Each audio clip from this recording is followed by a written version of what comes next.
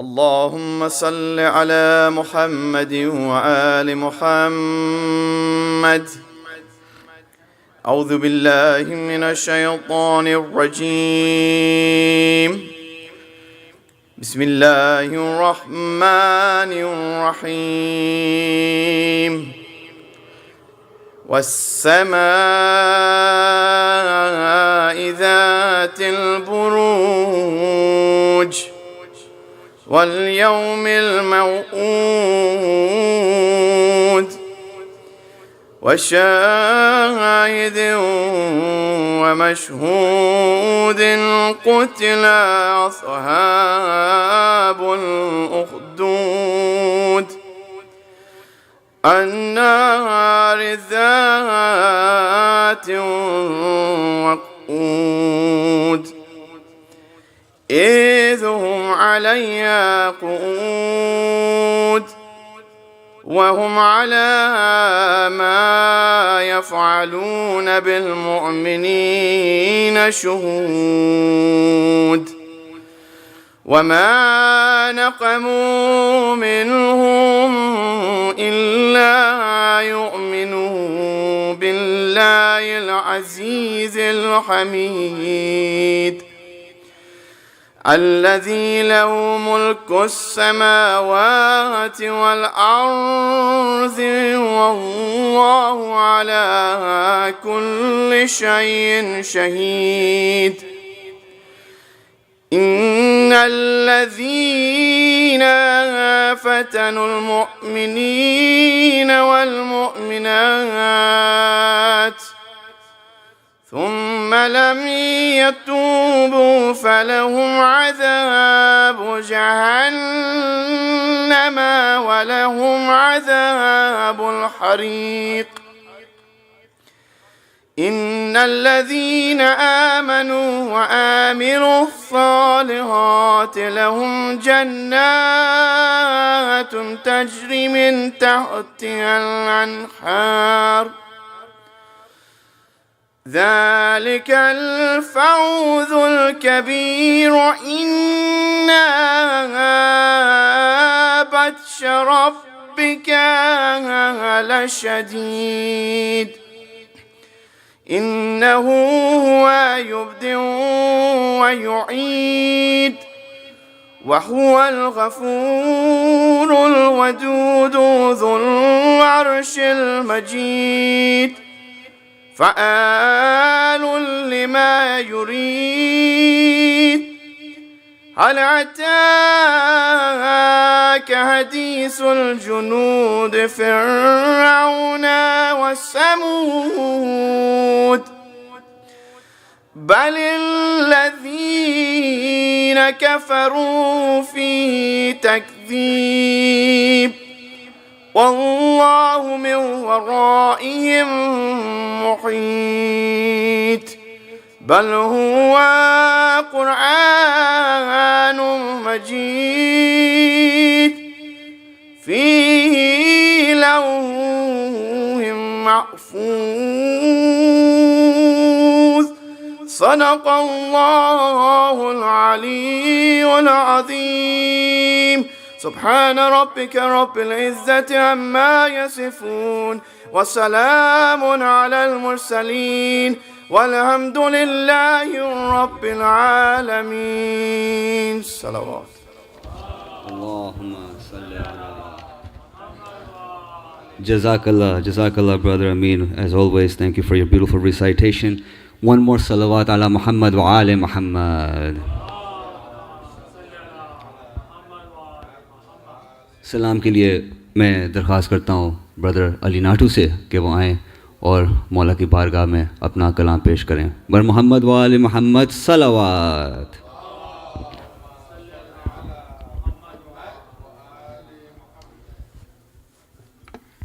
बारे दीगर नारे सलावत. बर मोहम्मद व आले मोहम्मद सलावत.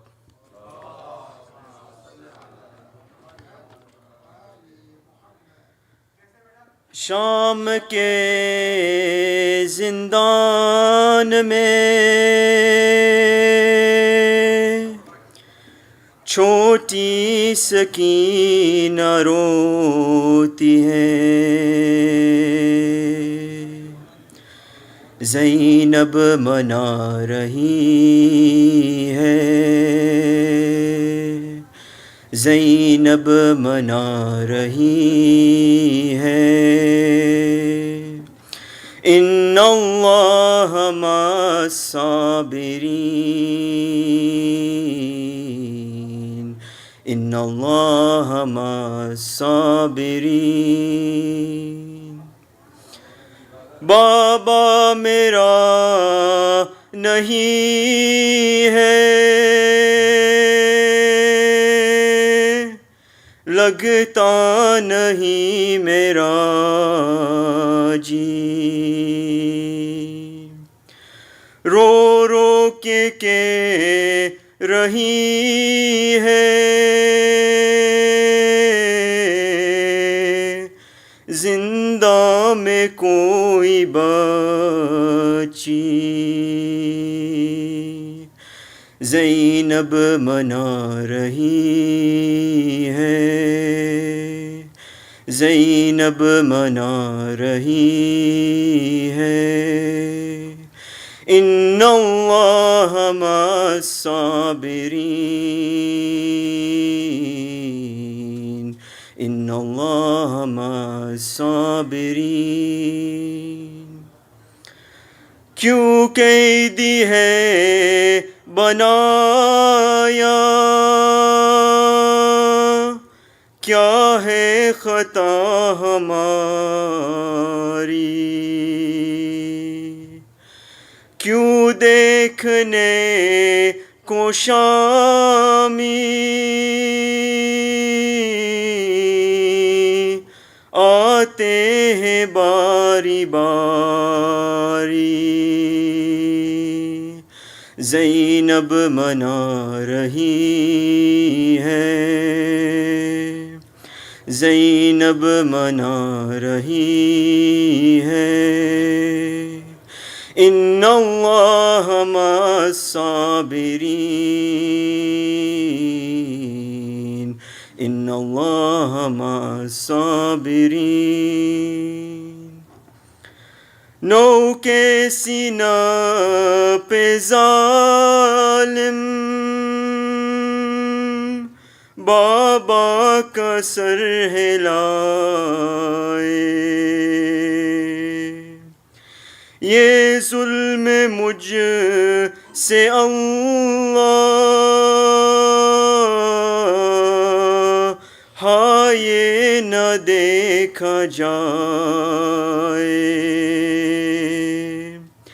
زینب منا رہی ہے، زینب منا رہی ہے، ان اللہ مع الصابرین، ان اللہ مع الصابرین۔ پانی نہیں ملا کیوں اب تک ہمیں پھوپھی جان، پتھر کا دل ہے ان کا، یہ کیسے ہے مسلمان، زینب منا رہی ہے، زینب منا رہی ہے، ان اللہ مع الصابرین، ان اللہ مع الصابرین، ان اللہ مع الصابرین،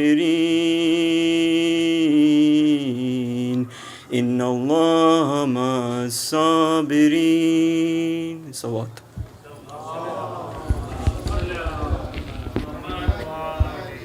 جزاک اللہ۔ یہ تھے برادر علی ناٹھو جو مولا کی بارگاہ میں انہوں نے کلام پیش کیا۔ اب میں درخواست کرتا ہوں برادر باقر علی سے کہ وہ آئیں اور مولا کی بارگاہ میں اپنا کلام پیش کریں.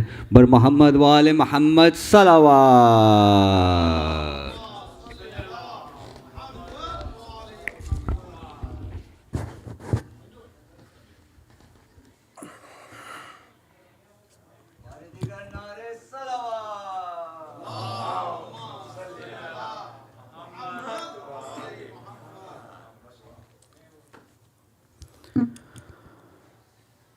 میں اکیلی اندھیرا وہ دشت بلا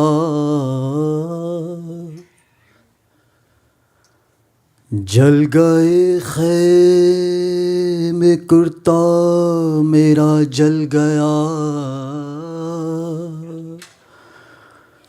پھر میری سمت کو ایک ظالم بڑا میں لرزنے لگی دل دھڑکنے لگا بابا اس نے کانوں سے نوچی میری بالیاں کان کے خون سے کرتا میرا تر ہوا اس نے منہ پہ تماچا لگایا میرے میں سنبھل نہ سکی گر گئی خاک پہ پھر میں چلائی رو کے چچا عباس شمر مجھے مار رہا ہے میری مدد کو کوئی نہ آیا بابا میں روتی رہ گئی بابا بابا بابا جان بابا بابا جان کیا میں کہوں کیا نہ کہوں رنج و علم شام غم حال سفر شام کے زنداں کے ستم اپنے غم تم بھی سناؤ اپنے غم میں بھی سناؤں بابا جان شمر نے جب مار تماچے منہ پر بالیاں کھینچی میری کرتا ہوا خون میں تر بابا جان دیکھو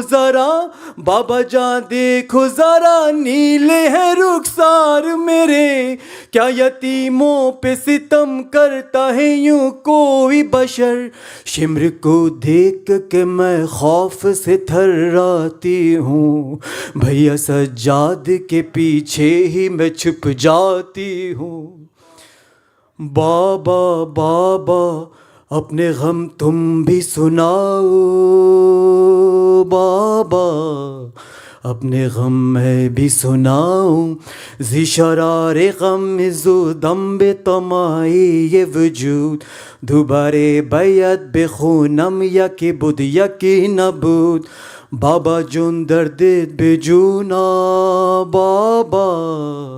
بابا جون دردت بے جونا بابا جان بازو بندے سب کا بندہ میرا گلا جب رسن کھینچتی تھی دم گھٹتا تھا ہر گاؤں میرا بابا جان میں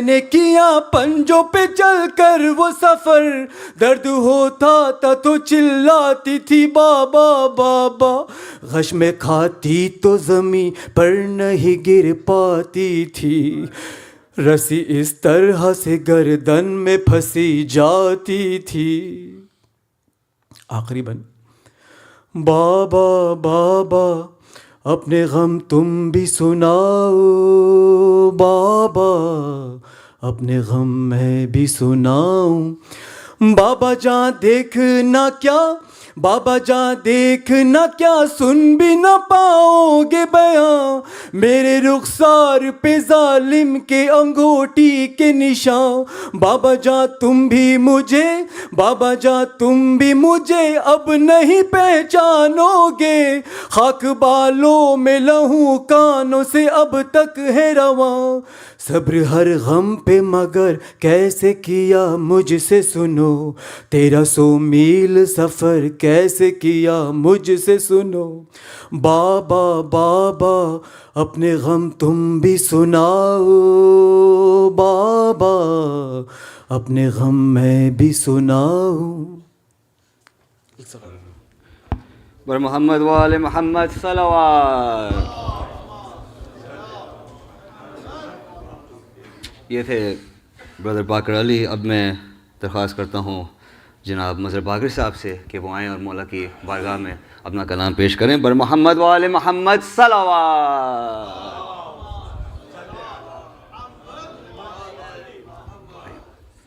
بار دیگر نعرے صلوات۔ لیجیے مظہر بھائی۔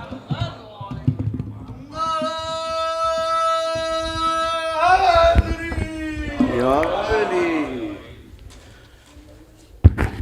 عزیزان محترم، جیسا کہ آپ حضرات جانتے ہیں یہ مجلس منسوب ہے شہادت امام رضا غریب علیہ السلام سے اور چہلم شہدائے کربلا سے۔ مرثیہ امام رضا غریب علیہ السلام کا برادر عزیز نظر کریں گے۔ مجھ سے فرمائش کی گئی ہے میں چند بند مرثیے کے سنانے لگا ہوں۔ اس مرثیے میں بی بی زینب نے بھائی کے اربعین کے لیے کربلا آئی، اور بعد اربعین بی بی زینب چاہتی تھی کہ وہ ساری زندگی کربلا ہی میں بسر کرے، بھائی کے بغیر واپس وطن جانا نہیں چاہتی تھی، لیکن سید سجاد کے اصرار پر بی بی زینب واپس وطن گئی، اور جب گئی تو ماں کی خبر سے لپٹ کر روداد غم سنائی، روداد مصیبتی سنائی۔ سارا مرثیہ یہی ہے، میں بس چند بند سنانے لگا ہوں، 2-4 منٹ کی زحمت۔ اختتام مرثیے پر پھر مولانا تفصیل کے ساتھ فضائل و مصائب بیان فرمائیں گے، میں تو صرف آپ کو متوجہ کر دینا چاہتا ہوں۔ آئیے میں مرثیے کا آغاز کرتا ہوں، لیکن ذہنوں میں یہ بات کو رکھ کر مرثیہ سماعت فرمانا۔ بی بی زینب کی تمنا تھی بھائی کا اربعین دھوم سے ہو۔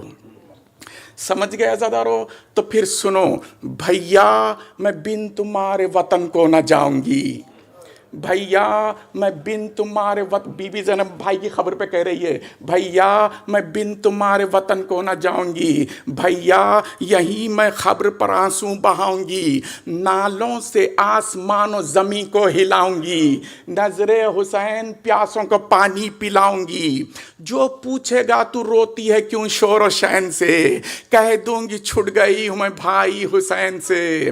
سجاد رو کے کرتے تھے زینب سے یہ سخن، چلیے پھپھی خدا کے لیے اب سوئے وطن، رو رو کے جان دو نہ یہاں بحر ظلم نن، رو رو کے جان دو نہ یہاں بحر ظلم نن، ہونا ہے خیر تم کو دوبارہ بسد میں ہن، روزے پر نانا جان کے اب جا کے روئیے، دروں کے زخ پشت پر دکھلا کے روئیے۔ یہ سن کے اٹھی خبر سے آخر وہ سوگوار، ایک حودد سیاہ میں آ کر ہوئی سوار، پہنچے وطن میں جس گھڑی سجاد دل فگار، پہلے گئی بقیہ میں زہرا کی گلزار، بولی لپٹ کے خبر سے اماں دہائی ہے، بھائی کو کھو کے زینب ناشاد آئی ہے۔ اجرکم علی اللہ۔ ہاں روتے رہو عزادارو، حسین کی مصیبتوں کا ذکر ہو رہا ہے نا عزادارو، اربعین منا رہے ہو، کربلا والوں کا چہلم ہے، اس شان سے پرسہ پیش کرو شہزادی کونین کی بارگاہ میں، ثانی زہرا کی بارگاہ میں، کہ تصور میں آنسوؤں کے سمندر بہا دو، پرسے میں کوئی کمی نہ ہو، کربلا والوں کا چہلم ہے۔ عزادارو میں نے ابتدا میں آپ سے کہا نا، سید سجاد کے اصرار پر بی بی زینب واپس وطن گئی، سجاد رو کے کرتے تھے زینب سے یہ سخن، چلیے پھپھی خدا کے لیے اب سوئے وطن، رو رو کے جان دو نہ یہاں بحر ظلم نن، ہونا ہے قید تم کو دوبارہ بسط میں ہن، روزے پہ نانا جان کے اب جا کے روئیے، دروں کے زخم پشت پر دکھلا کے روئیے، یہ سن کے اٹھی خبر سے آخر وہ سوگوار، ایک ہودد سیاہ میں آ کر ہوئی سوار، پہنچے وطن میں جس گھڑی سجاد دل فگار، پہلے گئی بقیہ میں زہرا کی گلزار، بولی لپٹ کے خبر سے اماں دہائی ہے، بھائی کو کھو کے زینب ناشاد آئی ہے، اماں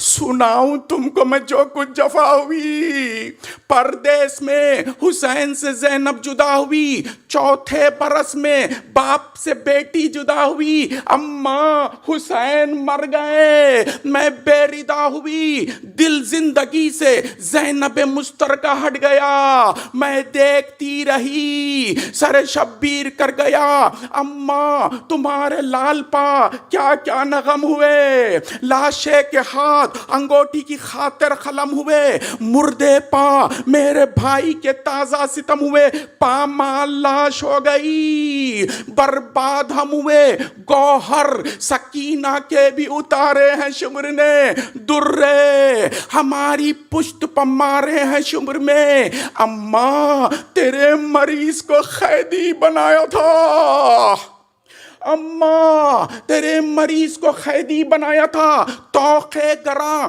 بخار میں اس کو پنایا تھا، کانٹوں پا ننگے پاؤں عدو نے پھرایا تھا، اماں سوائے شکر کے نہ لب ہلایا تھا، اماں سوائے شکر کے نہ لب ہلایا تھا، بلوایا تھا یزید نے دربار عام میں، اماں سکینہ مر گئی زندان شام میں، اماں سکینہ مر گئی زندان شام میں، اجرکم اللہ، عزدارو ایک منٹ یہاں پر مرثیہ کو روک کر، آپ جانتے ہیں یہاں پر بی بی زینب ماں کی خبر پر بیان کرتے کرتے یا حیرت بیان کرتے کرتے ایک مرتبہ آہستہ سے کہتی ہے، اے اماں ایک رسی میں بندھوایا تھا ہمیں، سمجھ گئے حضرت، اور ایک رسی بارہ گلے، اے اماں ایک رسی میں بندھوایا تھا ہمیں، اونٹوں کی ننگی پشت پر بٹھلایا تھا ہمیں، سر تشت میں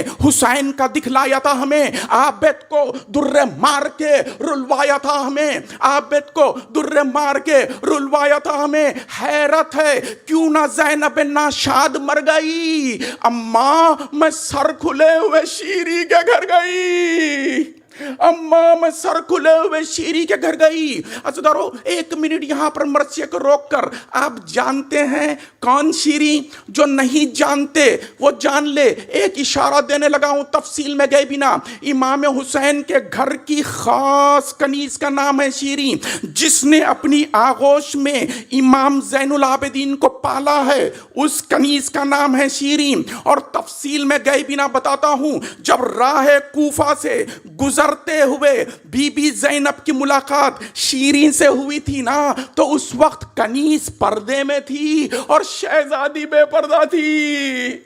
کیا سن رہے ہیں عزادارو؟ کنیز پردے میں، شہزادی بے پردہ، اسی لیے یہی تو قیامت کی گھڑیاں تھی نا، تو اسی لیے بی بی زینب ماں کی خبر پہ کہہ رہی ہے، حیرت ہے کیوں نہ زینب ناشاد مر گئی، اماں میں سر کھلے ہوئے شیریں کے گھر گئی۔ بس عزادارو میں ختم کر رہا ہوں، اختتام کی طرف آ رہا ہوں، مولا سلامت رکھے، مقبول مجلس ہو رہی ہے، مولا سلامت رکھے بانیان مجلس کو، مولا سلامت رکھے حاضرین مجلس کو، مولا آپ سب کی حاجات کو فردن فردن پورا فرمائے، مولا آپ سب کا آنا، آپ یہ سب کا پرسہ اپنی بارگاہ میں قبول فرمائے، مولا کوئی غم نہ ہو سوائے غم حسین کے۔ ختم کر رہا ہوں، آخری بند سارے حاضرین ناظرین کی بھرپور توجہ چاہتا ہوں، جہاں جہاں تک میری آواز جا رہی ہے بھرپور توجہ، آخری بند مرثیہ کا، بی بی زینب ماں کی خبر پر یہ بیان کرتے کرتے، حیرت ہے کیوں نہ زینب ناشاد مر گئی، اماں میں سر کھلے ہوئے شیریں کے گھر گئی، اماں میں سر کھلے ہوئے شیریں کے گھر گئی۔ ایک مرتبہ بی بی زینب خبر سے اٹھی، آگے کے جانب بڑھی، کچھ یاد آیا، واپس خبر پہ آئی، اپنے آپ کو خبر پہ گرایا اور گرا کے کہتی ہے، اماں پھرا کے کوفے میں، اماں پھرا کے کوفے میں ہم سب کو कूबकू, हम सबको कूबकू, अम्मा फिरा के कूफे में हम सबको कूबकू, सरनंगे सुए शाम हमें ले चले अजू, पहुंचे दो शहर शाम में हम सब कुछ शादमू, बाजारियों में शोर ये होता था 400, बाजारियों में शोर ये होता था 400, बेटी अली की ज़ैनब दिलगीर आई है, देखो चलो हुसैन की हमशीर आई है, बेटी अली की ज़ैनब दिलगीर आई है, देखो चलो हुसैन की हमशीर आई है। अज़ीज़ान मोहतरम अज़ाज़ारो, मैं मजलिस में कभी भी मजलिस छोड़कर नहीं जाता, मुझे दूसरी जगह भी पढ़ना है, इसीलिए मैं जा रहा हूँ। इसके लिए बहुत माज़रत चाहता हूँ तमाम मोमिनीन, तमाम ज़ाकिरों से, ज़ाकिरान अहले बैत सल्लल्लाहु अलैहि वसल्लम से।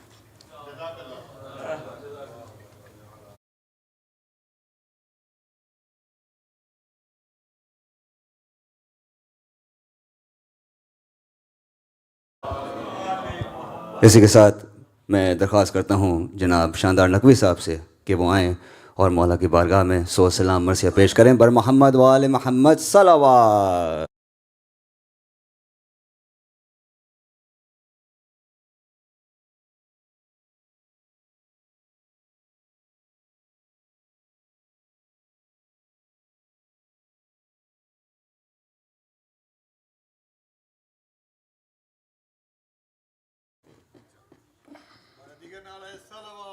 اللهم صل على محمد.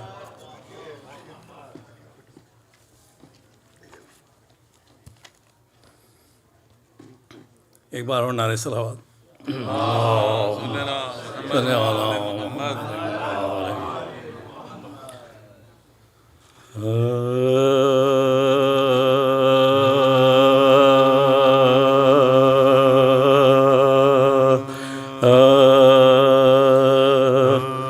कहती थी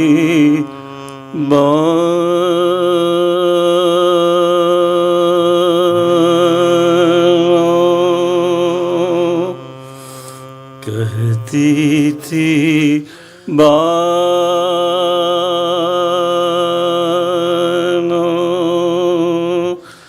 असग़र जानी कहती थी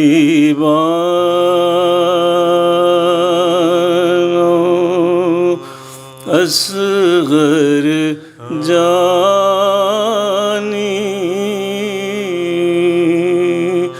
कब तुम घर में आओगे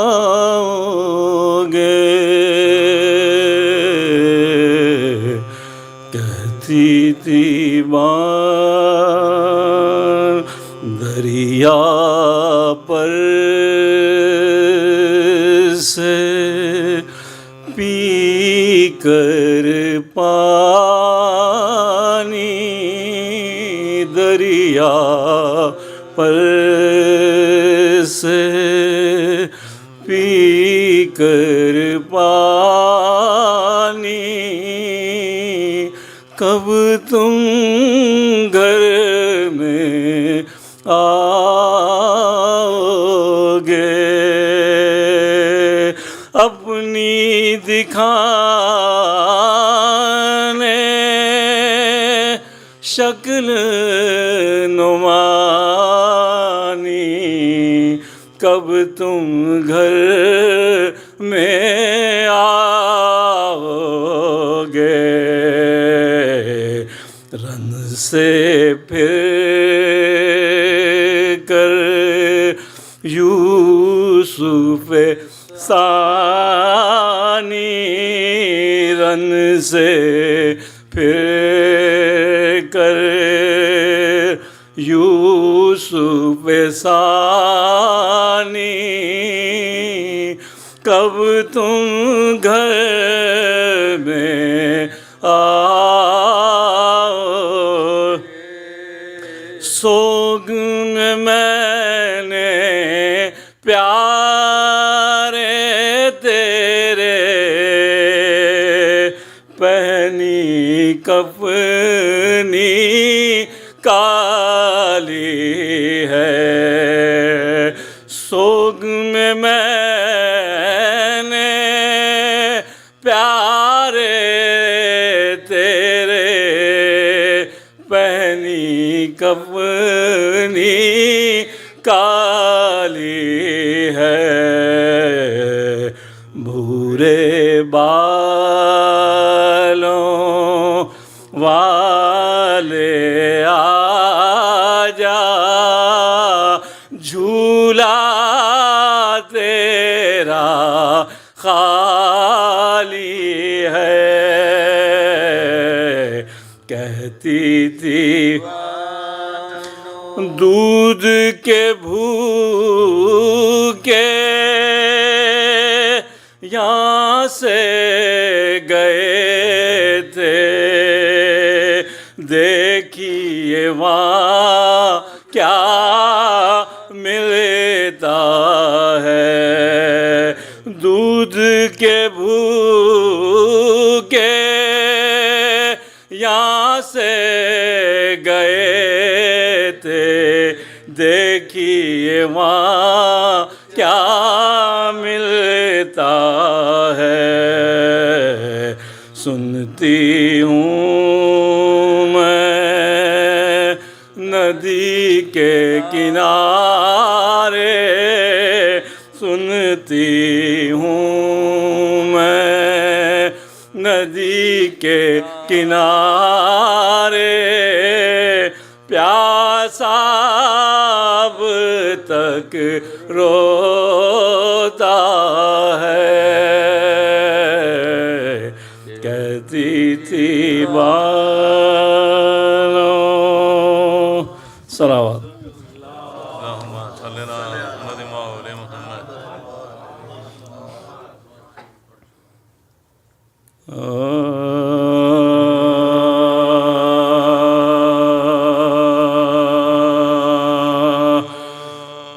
ماہ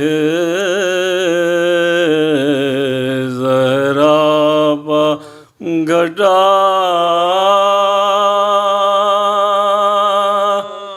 ظلم کی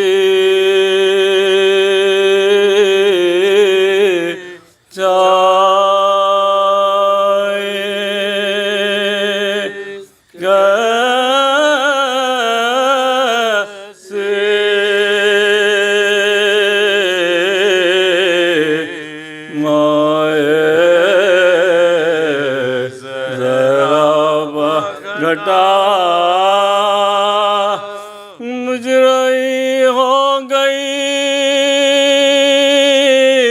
سب گھر کی صفائی کیسے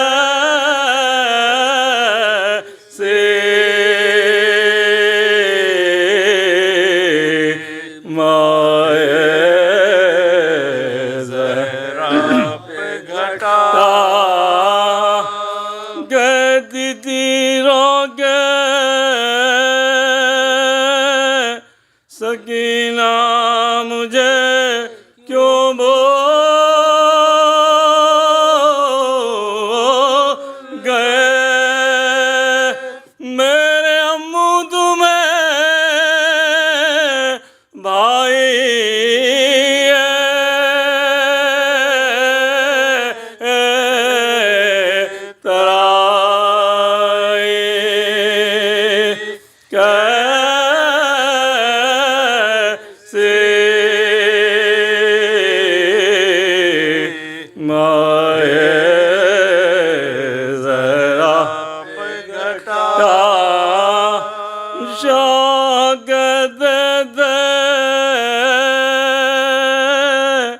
جہاں کو میں اندھے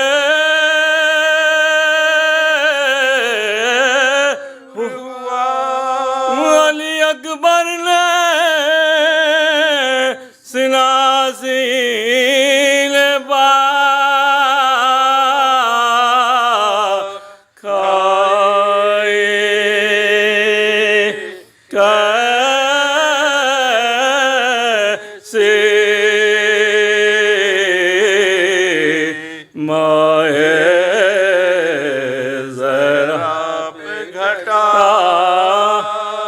بانو کہتی تھی میری گود ہے خالی اصغر ہائے آغوش لہتوں نے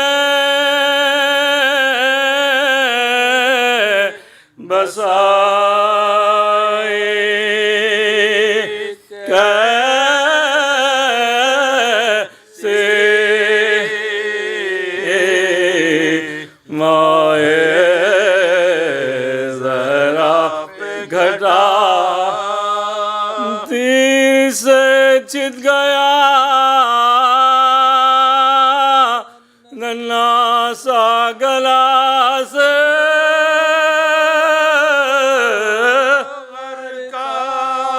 بے زبانی میں زباں خود دکھائے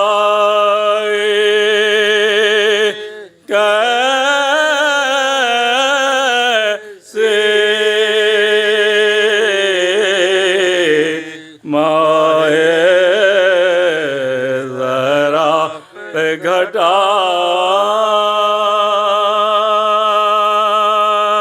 صلوات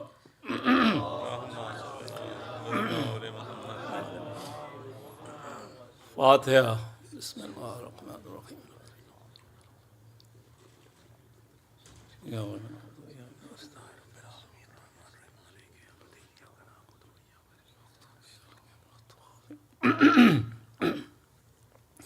مرثیہ امام علی رضا علیہ السلام کا ہے، مرثیہ ہے، وہاں پہ نظر کر رہا ہوں۔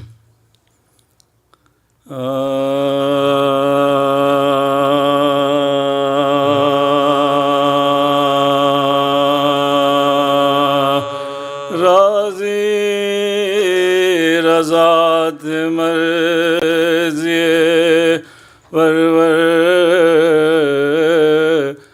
پروردگار پر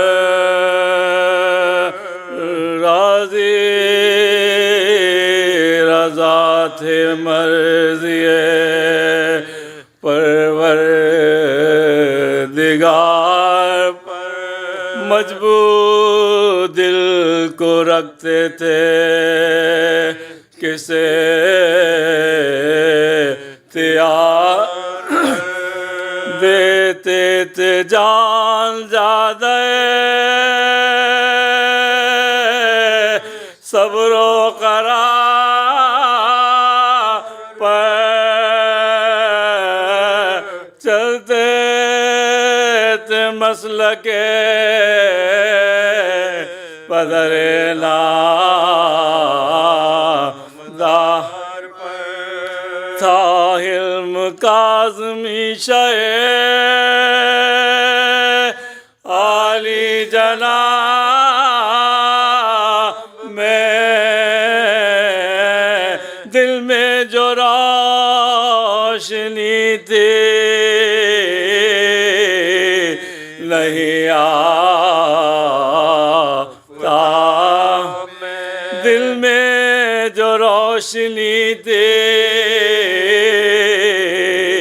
نہیں آتا صابر لقب تاب کا فاضل بھی تھا خطاب مشہور ابو الحسن بھی تھے مانے دبو خاصان حق کی آنکھوں کے تارے فلک جنا مکے کے ماہتاب مدینے کے آفتاب تھے ورثہ-دار طالع بیدار پر دیتا روشن زمین مطلع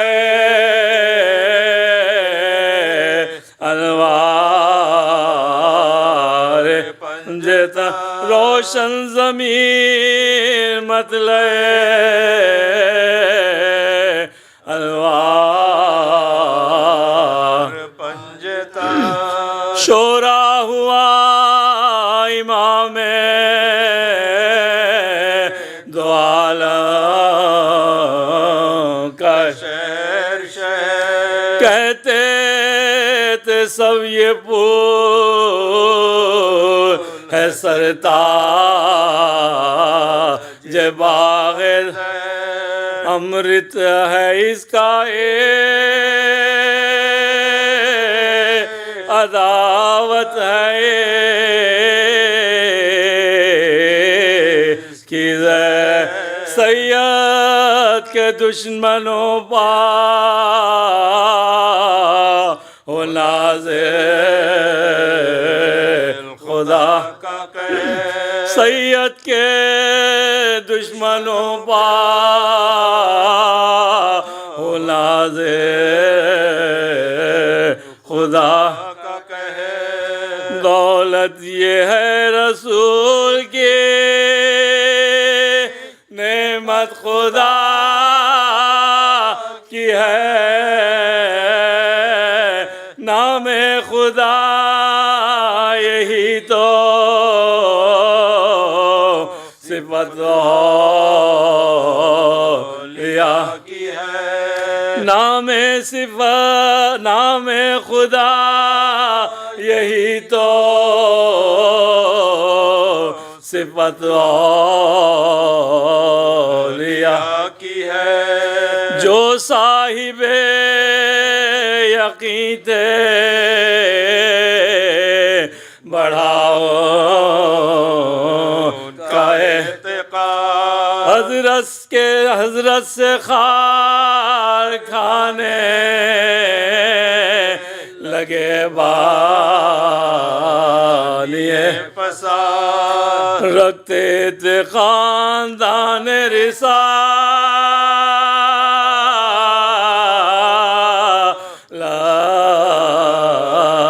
سے جو انا ان حاسدوں کے دل کی کدورا ہوئی ضیا کہتے تھے ان کے واسطے زیادہ کہاں آل نبی نے کی جو حکومت تو ہم کہاں راضی رضات مرضی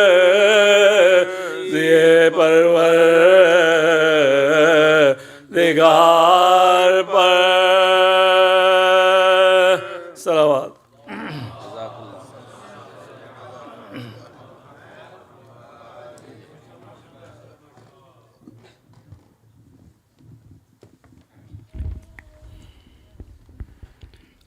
جزاک اللہ. ایک اور صلوات پڑھیے علی محمد و آل محمد.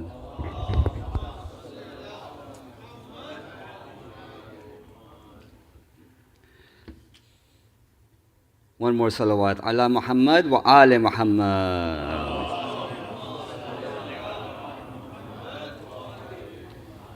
Brothers and sisters, before we continue, I will ask one more time, and forgive me for those that are in the middle, kindly if you can come up just a little bit, and as you come up, please recite one more salawat. Ala Muhammad wa Ali Muhammad. Thank you so much. There's a big gap right here I can see, just if we can fill it in. Thank you so much. Thank you so much. بہت بہت شکریہ. Thank you very much. One more salawat. Ala Muhammad wa Ali Muhammad. بہت بہت شکریہ. اعوذ باللہ من الشیطان الرجیم. بسم اللہ الرحمن الرحیم. حاضرین مجلس, brothers and sisters, خواتین و حضرات, السلام علیکم ورحمۃ اللہ وبرکاتہ. As you know, tonight is the first majlis in the series of the Arba'in majlises to commemorate the Arba'in of the king of martyrs, Imam Hussain ibn Ali Abi Talib, and Shuhada Karbala.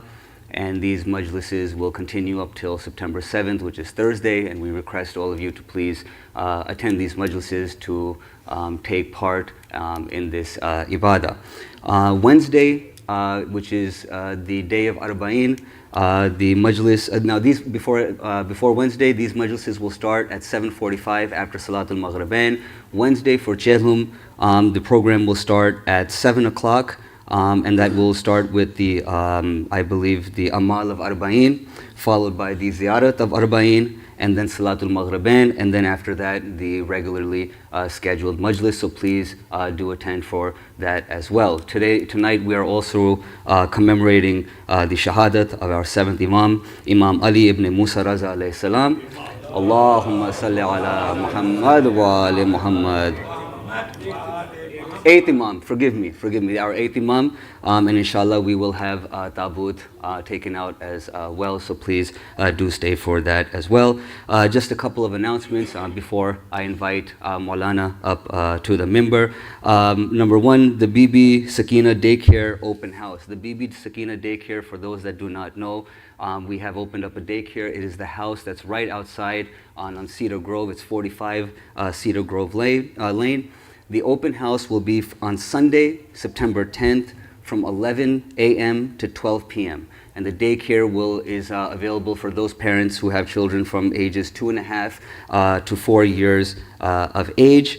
So please, if you are interested, for anybody that is here in the masjid, or if you are listening online, and if you are interested, please, something to think about. The program features at the daycare, it's a modern Montessori curriculum with trained teachers. It is very spacious, it's clean, well-designed indoor and outdoor play area, and there are flexible schedules as well. So if you have any questions, if you have if you need any other information, you can go to you can email daycare@sadiqschool.org or visit sadiqschool.com. Again, that's for the Bibi Sakina Daycare Open House. Registration for Sadiq School, which is the regular school that has now opened, alhamdulillah, which is in the this way, back, right? Okay, in the back. For those that haven't seen it, please do so. Registration is open for that. Jafriya School, which is the Sunday school for Masjid-e-Ali, is also, I believe, registrations are open for that as well. So if anybody is interested, you can kindly see Dr. Mustafa Jafri or any of the volunteers, and they will be more than happy to help you. Before we invite Maulana, let us recognize the sponsors for tonight's majalis, and they are Mr. Hussein and Mrs. Tahira Ali and family. For their marhumin, for your marhumin, and for those that have no one to recite for them, Surah Fatiha.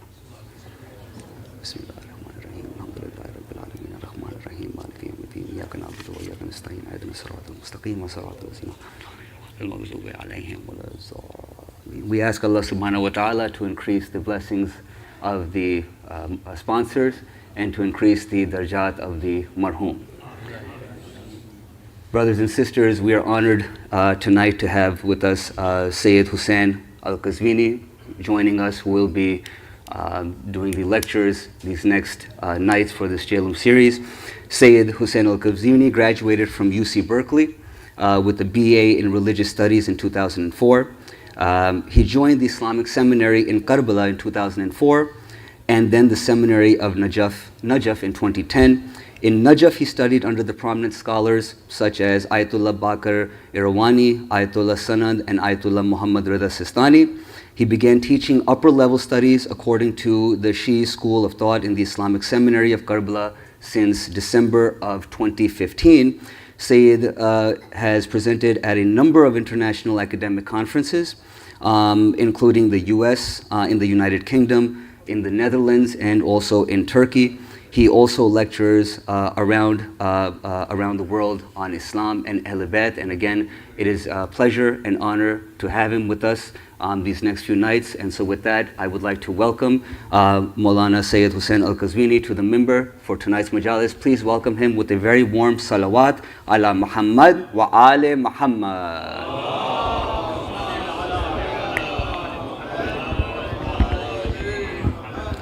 बारे दीगर नारे सलावात।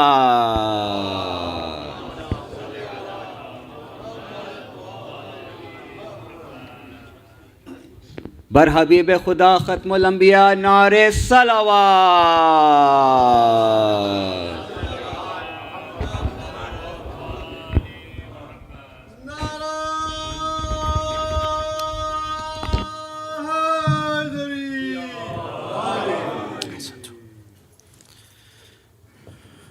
السلام عليكم ورحمة الله وبركاته.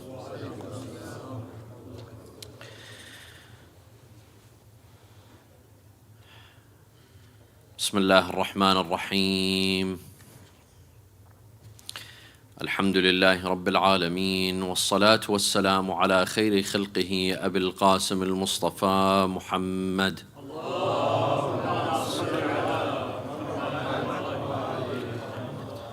وعلى أهل بيته الطيبين الطاهرين،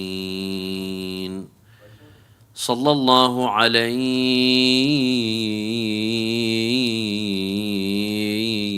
يا سيدي ويا مولاي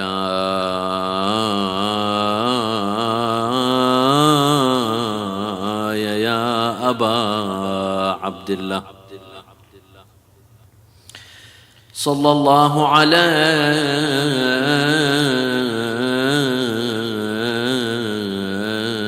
يا سيدي يا ابن رسول الله،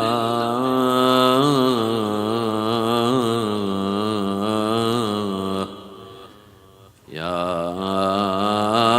رحمة الله الواسعة، ويا باب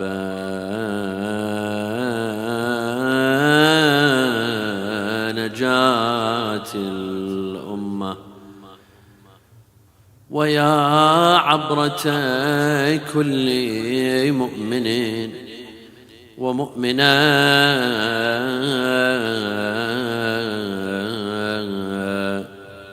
يا ليتنا كنا معكم سادتي فنفوز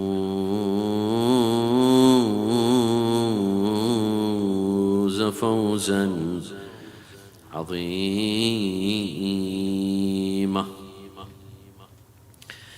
أعوذ بالله من الشيطان الرجيم. بسم الله الرحمن الرحيم. وننزل من القرآن ما هو شفاء ورحمة ولا يزيد الظالمين إلا خسارا. صلوا على محمد وآل محمد.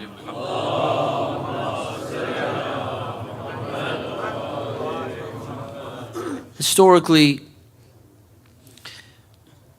in many of our hadith books, we have a chapter under the title of At-Tib, medicine. In most of our books of hadith, you will find chapters on salah, on Sawm, on Hajj, on Khums, on Zakat, and there's always a chapter on Tib, medicine, medical advice given by the Ahlul Bayt, given by Rasulullah sallallahu alaihi wasallam and the rest of the Imams. In fact, there are independent books on the medicine of the Ahlul Bayt. We have Tibb al-Nabi, a book called The Medicine of Rasulullah. We have a book called The Medicine of Al-A'imma, Tibb al-A'imma. We have a book called Tibb al-Imam al-Rida that we will discuss at the end, inshallah. Imam al-Rida has an entire book on medicine, giving medical advice. Several transmitters from the Shia wrote independent books on Tibb. If you read Rijal al-Najashi, who was a contemporary of a Shaykh al-Tusi, has a book called Fihrist Asma' Musannifi Shia. He wrote a book, basically a bibliography of all of the Shia companions. Assalamu alaikum wa rahmatullah, Sayyidina. The companions of the Imams who wrote books on hadith, on fiqh, on the maqtal of Imam Hussain, many of them have a book called Tib, a compilation of hadith regarding al-tib, medicine. Imam Rida alayhi salam has al-Risala al-Dhahabiyya, the golden treatise on medicine that we will talk about at the end. There are a lot of Islamic teachings regarding medicine, Islamic medical teachings. Let me give you a couple of examples. Number one, we have a hadith that says, Al-Mi'datu baytu da' wal-himyatu ra'sul dawa, that our stomach is home to all illnesses. Is home to all illnesses because of the food that we eat. All types of food that we eat. We bring illnesses into our body, and the first place that these illnesses go is where? Our stomach. Wal-himya, and prevention. Wal-himyatu ra'sul dawa, and prevention is the best cure. To reduce our food, to be careful of what we eat. This is a medical teaching in Islam. Another hadith says, Kul wa anta tashtahi, wa qum wa anta tashtahi. Eat when you feel hungry. There are people that eat when they're hungry and when they're not hungry. At all times you see them eating. Kul wa anta tashtahi. Eat when you're hungry, not when you're not hungry. Wa qum wa anta tashtahi. And stop eating when you're hungry as well. Don't stop, because usually we keep on eating until we're full. The hadith says no. When you stop eating, make sure that you're also hungry. Leave some room. This is an Islamic medical advice. The Quran says, وَكُلُوا وَاشْرَبُوا وَلَا تُسْرِفُوا. Many of us, we understand this verse to mean eat and drink, but do not be wasteful. Do not be extravagant. وَلَا تُسْرِفُوا means do not be wasteful. There's another meaning to وَلَا تُسْرِفُوا. وَلَا تُسْرِفُوا means do not be excessive. Eat and drink, but don't be excessive. Everything has limits. You could eat whatever you'd like, even sweets, with sugar, but not excessively. If it has limits. وَكُلُوا وَاشْرَبُوا وَلَا تُسْرِفُوا. Another teaching, another hadith says, عَوِّدْ كُلَّ بَدَنْ مَعْتَادٍ. Do not eat anything that you are not used to eating. If your body is used to a certain type of food, a certain type of drink, keep it that way.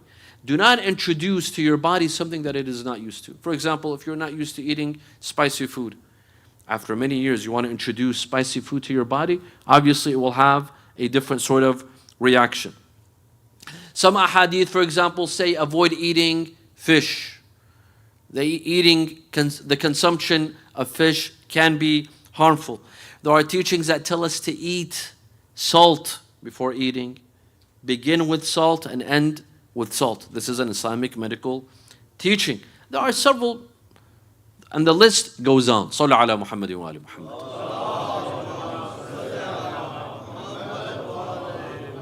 Recently, my dear brothers and sisters, there's a new movement that has been revived in the seminary and in the Islamic Ummah.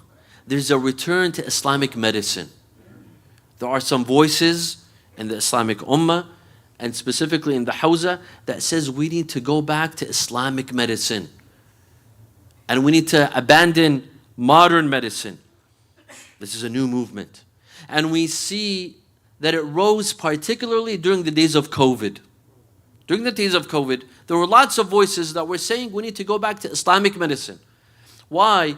Because during the days of COVID, there was no modern medicine. There was no cure for COVID. Even till today, there's a vaccination for COVID, but is there a cure for COVID? No, there was no cure. Some proponents of Islamic medicine, they say modern medicine was not able to cure COVID, but we are able to cure COVID. We have a cure. And they introduced something called Tabb al-Imam al-Kadhim, the medicine of Imam al-Kadhim. And they introduced something called the black seed, or through honey. They said we are able to cure COVID through these means. And in fact, there was a group that was against vaccinations. They said these vaccinations are harmful. Who said, well, what is in these vaccinations? Who says that it doesn't come back and harm us a year from now, 10 years from now, 20 years from now? And there was a lot of people that refused to be vaccinated. They refused this modern medicine.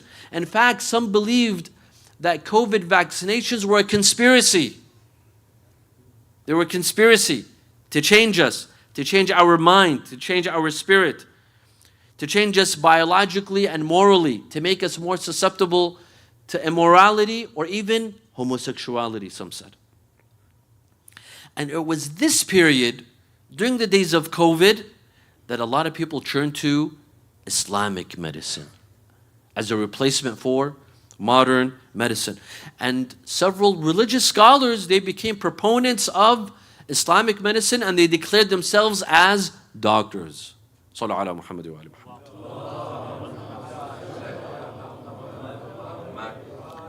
Now, why the emphasis on Islamic medicine?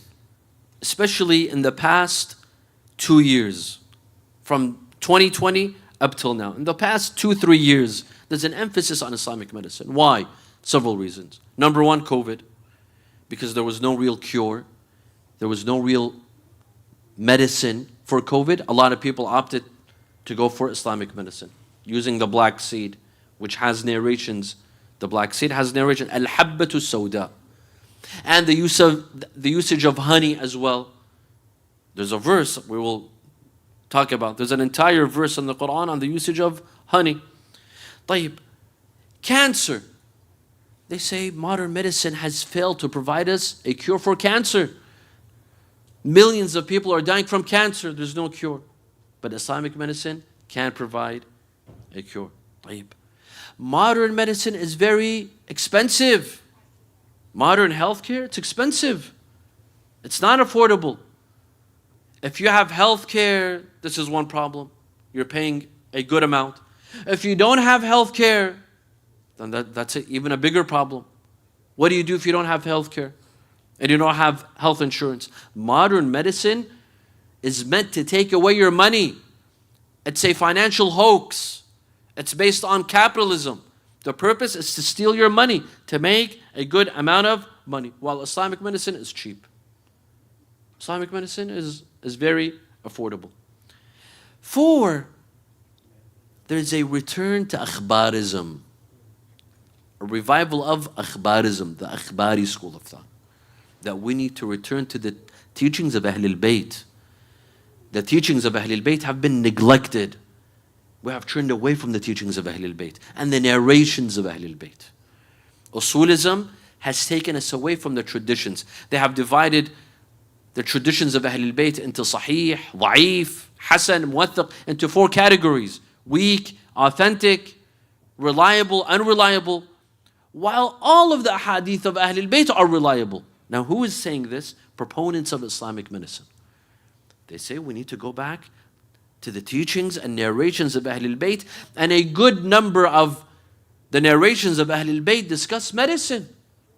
The same way that they discuss ibadat and muamalat, they discuss medicine. We need to take medicine from the Ahlul Bayt. Number 5, proponents of Islamic medicine believe in conspiracy theories. They believe that Western medicine, modern medicine, is a conspiracy. It's a way to take our money, to steal our wealth. And it is meant to reduce the Muslim population. They produce medicine in the West, they ship it to the East, and they sell it to our countries in order to reduce our population. This is what some of the proponents of Islamic medicine believe. This is correct or not correct, this is another story. There's a financial scam, there's a financial hoax. Pharmaceutical companies are making billions and billions. Why should we buy into this? While the Ahlul Bayt and the Quran, they offer us Islamic medicine, an Islamic cure. Why should we buy into the notion of Western modern medicine when Islam offers us a cure? Sallu ala Muhammad wa ali Muhammad.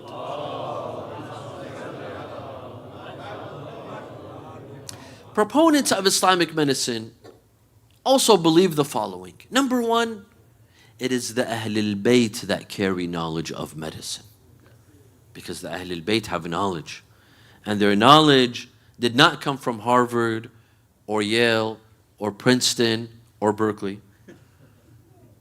It comes from Allah Azza wa Jal, directly. Their knowledge can't go wrong. Sometimes they hit and sometimes they miss. No, their knowledge is always correct and authentic.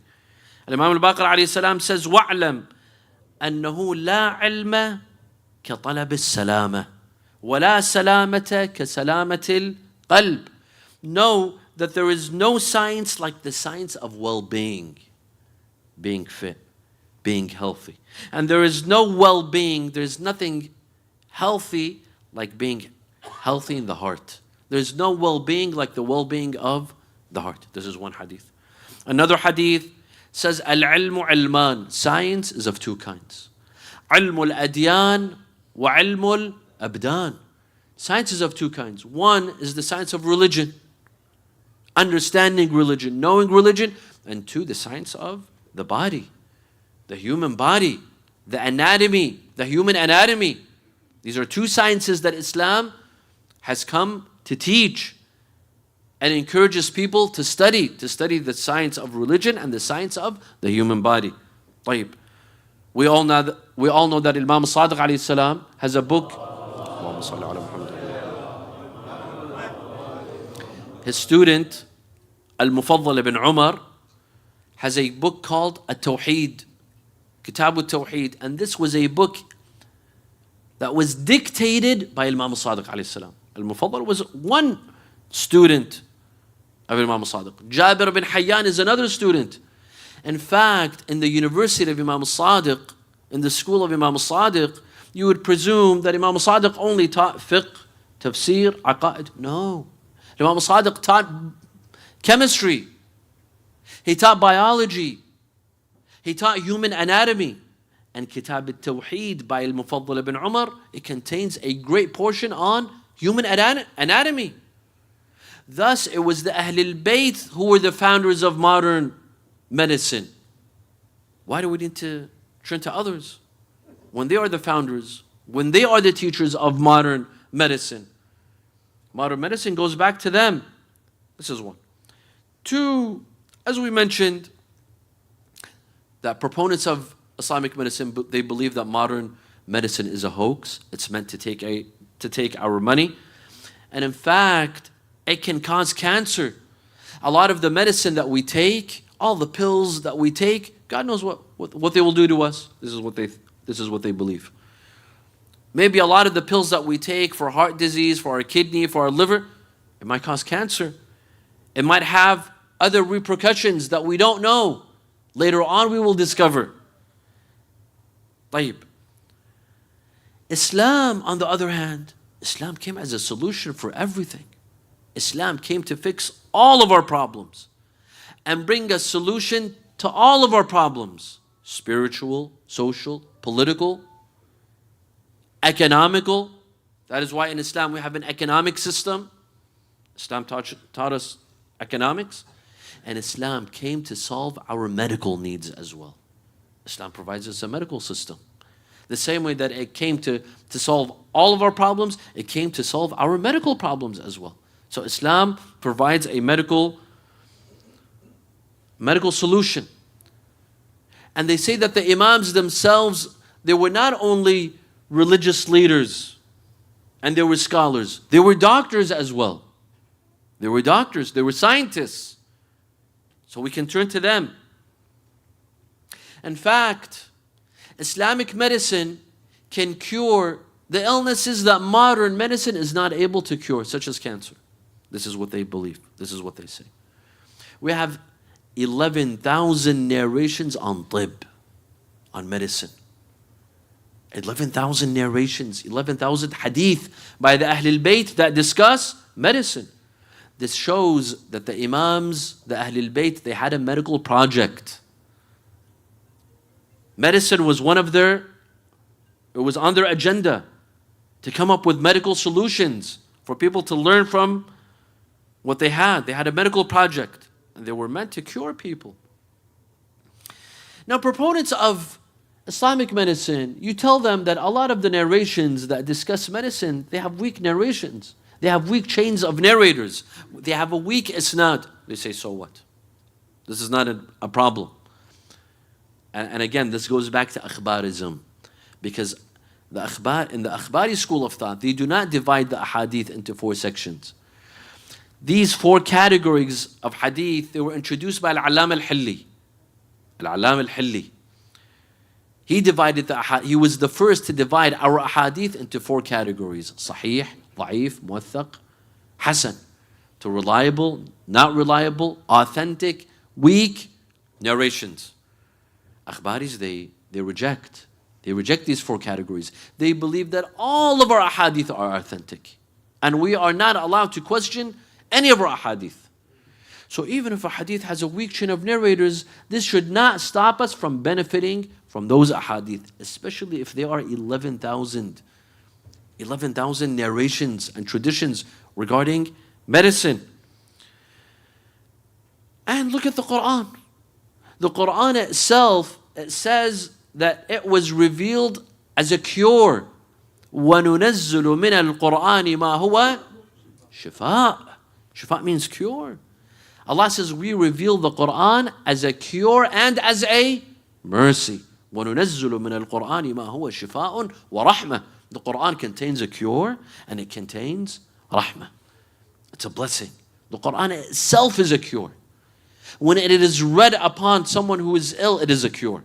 The Quran also tells us about what Allah has created. Allah has created bees. And these bees, they contain a cure. يَخْرُجُ مِن بُطُونِهَا شَرَابٌ مُخْتَلِفٌ أَلْوَانُهُ. Allah says that from its stomach, bees, there's a cure inside with different colors. فِيهِ شِفَاءٌ لِلنَّاسِ. It has a cure for people. إِنَّ فِي ذَلِكَ لَآيَةً لِقَوْمٍ يَتَفَكَّرُونَ. This is a sign for people who think and ponder and contemplate. That Allah subhanahu wa ta'ala has put a cure in the stomach of bees. But where are we to think? Where are we to benefit from this? We have gone towards modern medicine. Proponents of Islamic medicine, they say that medicine has to be taken from Islam. Has to be taken from religion. Why? Because Allah subhanahu wa ta'ala is our creator. He created the human body. And who knows the human body more than Allah Azza wa Jal? Humans know the human body more?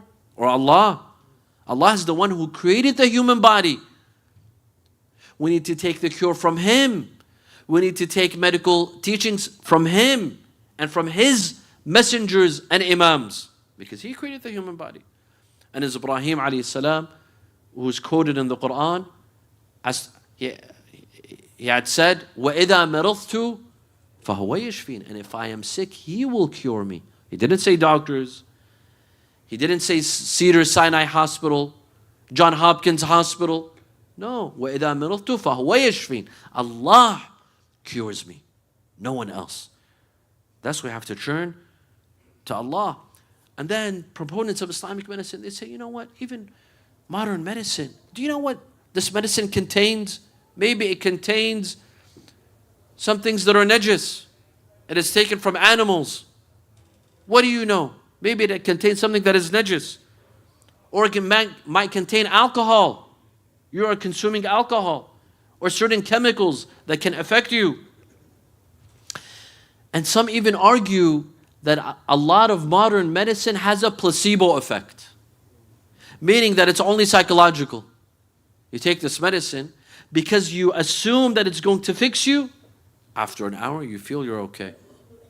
You feel that you don't need to see a doctor anymore. This is called a placebo effect. It means it's all in your head. It's psychological. They're selling it to you in thousands of dollars, but only to make you think that you're okay. But there's nothing in there. It only has a placebo effect. On the contrary, we need to come back to Islamic medicine. Now, what is Islamic medicine? Islamic medicine is Quran, verses of the Holy Quran. Islamic medicine is dua. Islamic medicine is paying sadaqah. That is part of Islamic medicine. Special prayers and herbs, herbal medicine, which is taken from herbs, nothing dangerous, nothing chemical. This is Islamic medicine. And proponents of Islamic medicine, they say that today, unfortunately, people have lost faith in Allah. If someone has cancer, God forbid, immediately where they go? They go to a doctor. They go to a hospital. They don't say, wait, for 1 second, let me stop and turn to the one that could solve all of my problems, Allah Azza wa Jal. Allah can cure me. People have lost faith in Allah. And they have more faith in doctors. They have more faith in pills and in hospitals instead of having faith in Allah Azza wa Jal. Sallu ala Muhammad wa ala Muhammad.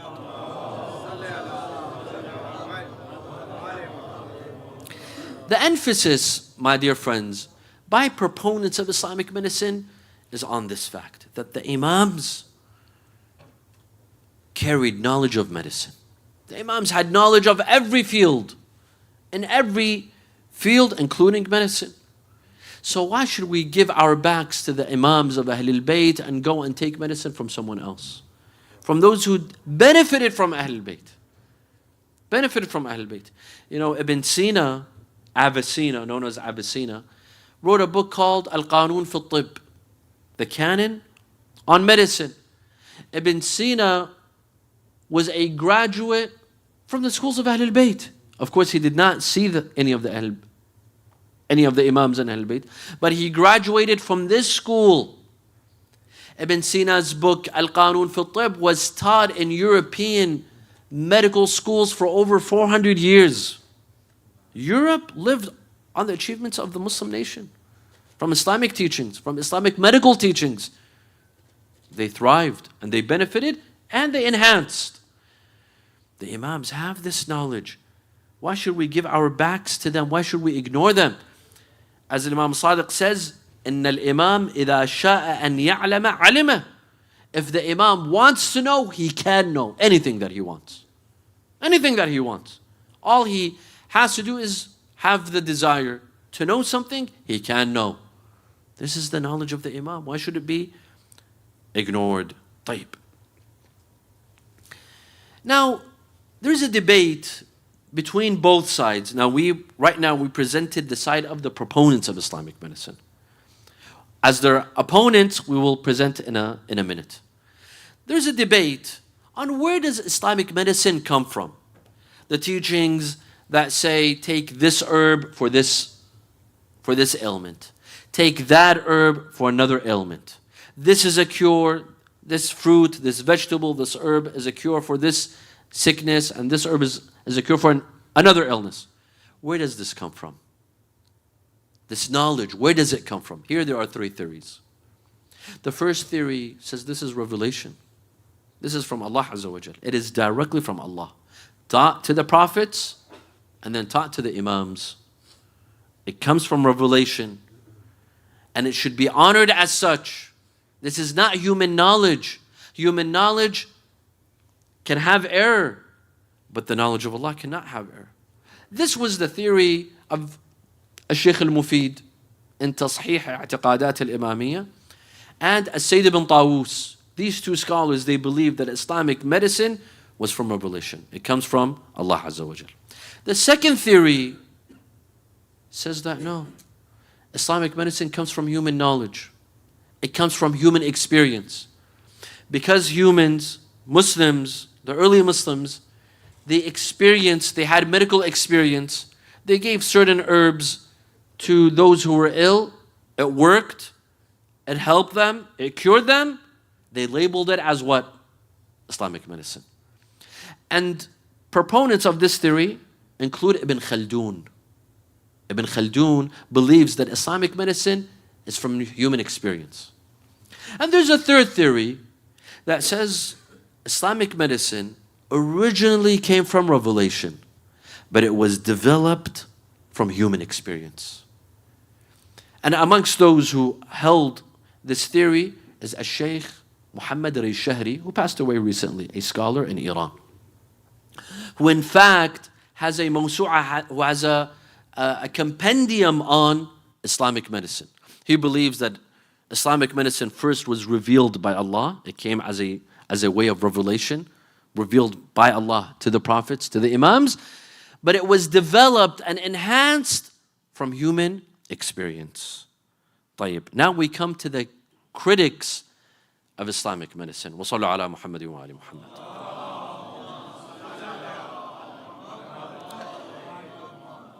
Critics of Islamic medicine, they have several arguments.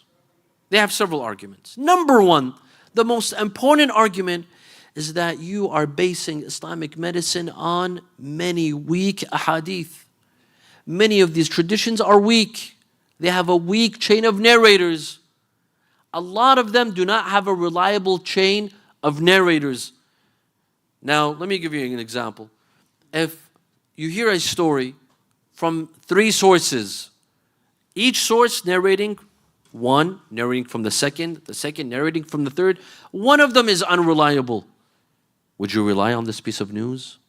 Would you rely on this report? No, because one of the 3 is unreliable. Maybe he's told a lie. He's da'if. While there's another report, there's another piece of news that also has 3 sources, all of them are what? Reliable. Which one would you take? The one that is reliable. The story that is reliable. The one that checks. The one that has an authentic chain of narrators. The same goes for medical advice. A lot of this medical advice that is narrated to us by the Ahlul Bayt that has a weak chain of narrators. ضعيف الإسناد. This is a major problem. This is one. 2, perhaps a lot of these medical teachings, they were contextual. Meaning that they were given by the Imams or the Prophet, by the Imams for a certain time period. At that time. Or for a certain place, like the Arabian Peninsula or Mecca and Medina. For example, Ayatollah Sheikh Muhammad Mahdi Shamsuddin, and I've mentioned this in other lectures, he believes that the Islamic teaching of eating salt before food and ending your meal with salt, this was meant for where? The Arabian Peninsula, in the hot areas. Why? Because when you perspirate, you lose electrolytes, you lose salt. You need it. You need salt in order to replace what you lost when you perspirate. But if you live in a place like Norway or Switzerland, where you don't even sweat, and when it's cold throughout the year, and you're constantly eating salt, this can do damage, right? So this Islamic teaching came in a specific context for that area. Or it is either it came for a specific context in a specific area, or a specific time, or specific individuals. A man comes to the Imam, he says, for example, I'm having back pain. The Imam tells him, eat this or eat that. Does it mean that this is a cure for anyone who has back pain? No. Or someone says, my throat hurts, to the Imam, and the Imam prescribes to him a certain herb, a certain treatment. Does it mean that it's for anyone who has a sore throat? No. It's just like modern medicine. Even modern medicine, today, if you go to a doctor, and you have a certain medical condition, and you're given a prescription, can someone who has the same exact illness as you take that prescription and go take the medicine? No.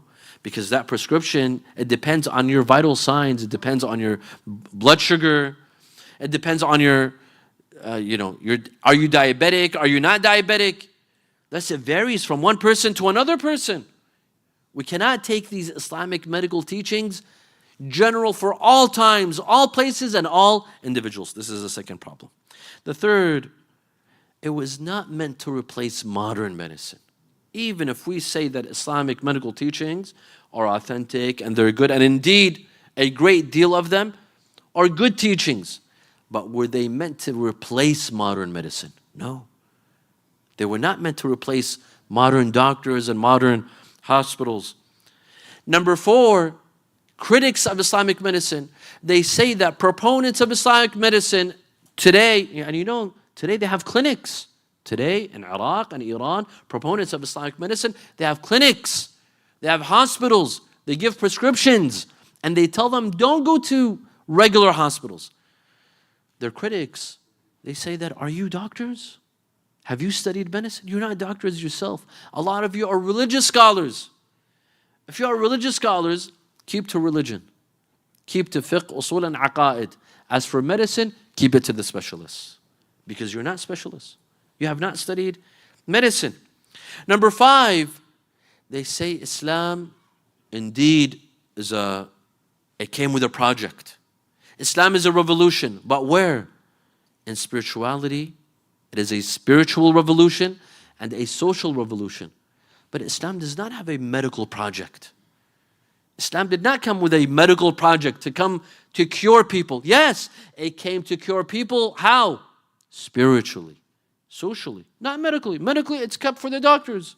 If you have a medical problem, it's kept for the doctor. Otherwise, we have to say that Islam has a project in every field, even engineering. Islam has an engineering project. Does it?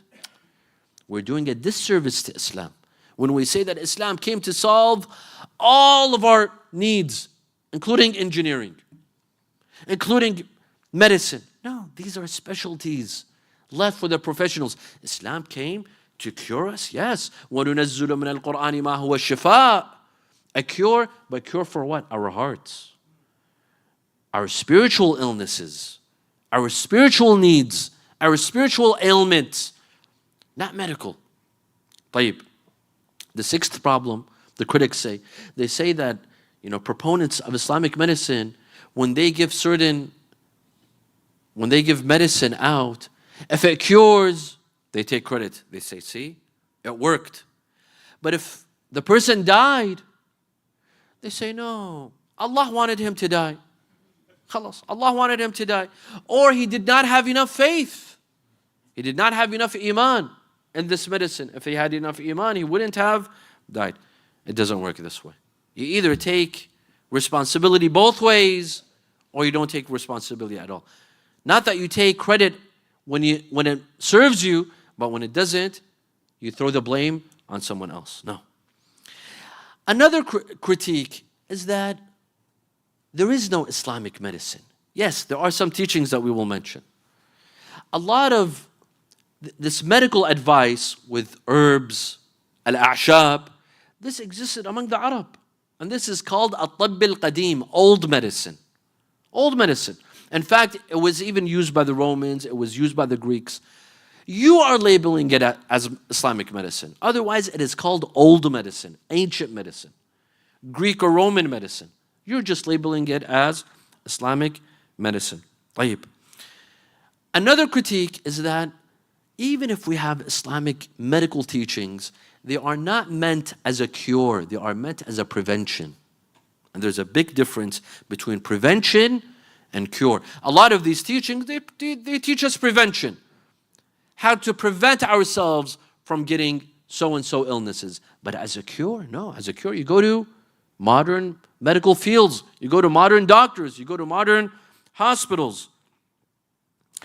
Another critique is that, yes, Islam offers Islamic medical advice, but don't call it a system.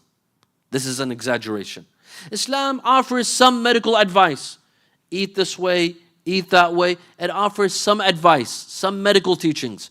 But to call it a system, this is a different story. Economics is very similar. Today, in the Islamic seminaries, there's a debate regarding Islam and economics. Does Islam offer an economic system or it doesn't? Al-Shaheed Sayyid Muhammad Baqir al-Sadr wrote an entire book called Iqtisaduna, Our Economics. He believes that Islam offers a complete economic system, an Islamic economic system that could be, compared to capitalism or compared to Marxism, for example. While there are contemporary scholars that say no. Islam offers us economic teachings, but it's not a system. Ayatollah Alawi Burujurdi was a modern marja today. He lives in Qom and he's a highly respected marja. He says that Islam offers us economic teachings, but it's not a system. You cannot label it as a system. There's a difference. Same goes for medicine. Islam offers medical advice, but is it a complete system where it could be a replacement for modern medicine so that we tell people, don't go to hospitals, don't go to doctors, we will offer you another system. Is it this way? No. No, it's not. And the biggest proof of that, these critics, they say that the imams themselves, they needed doctors. The imams themselves, they went to doctors. Do we not recite every year in the month of Ramadan, When Imam Ali alayhi salam was poisoned, when he was on his deathbed, they brought him a doctor. A doctor came to Imam Ali alayhi salam and he checked his wound, and he wanted to see how far the wound, how far the poison had reached the head of the Imam. The doctor said, Ya Amir al-Mu'mineen, ahad ahdak, say your final will. The poison has reached your head. We have narrations that the Imam sometimes, they would refer to doctors.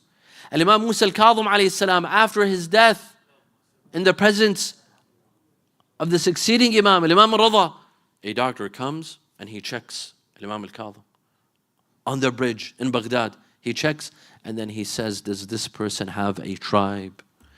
Because if he has a tribe, let them call for his blood. Let them seek his blood because he was murdered. And another problem is that the proponents of Islamic medicine, those who give out prescriptions, when they are ill, they go to doctors. They go to hospitals. When they are ill, they need doctors. They go and have an MRI scan, a CAT scan. They go to hospitals and doctors. That shows that it is not a replacement. You see, believing in Islamic medical teachings is one thing, and to believe that it is a replacement for modern medicine, that's a completely another story. And even if we believe that modern medicine has problems, it takes our money. It's meant to be to take our wealth. Not having health insurance, it's a problem here in this country. Because in this country, healthcare is not provided for all. You have to pay for it. If you don't have health insurance, you're in big trouble. Yes, this is a problem. It's meant to take our money. Pharmaceutical companies make billions of dollars. But does that mean Islamic medicine is the replacement? No. Yes, the system has certain issues, has certain problems, but does that automatically make Islamic medicine the replacement? No, it doesn't. No, it doesn't. And in fact, critics of Islamic medicine, they believe that proponents of Islamic medicine today, modern proponents of Islamic medicine, they are health hazards. They are health hazards. They are a danger to people's health because they tell them that you can take certain herbs and rely on the Quran and dua. Of course, relying on the Quran and dua is something positive, something that we should all do. But it doesn't mean that you don't take medicine, that you don't go to a doctor, you don't go to a hospital. They cause a lot of people to die. People that had cancer, they told them, no, you don't need to take, for example, chemotherapy. We will offer you certain herbs. And a lot of people died. A lot of people died relying on what they call Islamic medicine. Sallu ala Muhammad wa ala Muhammad.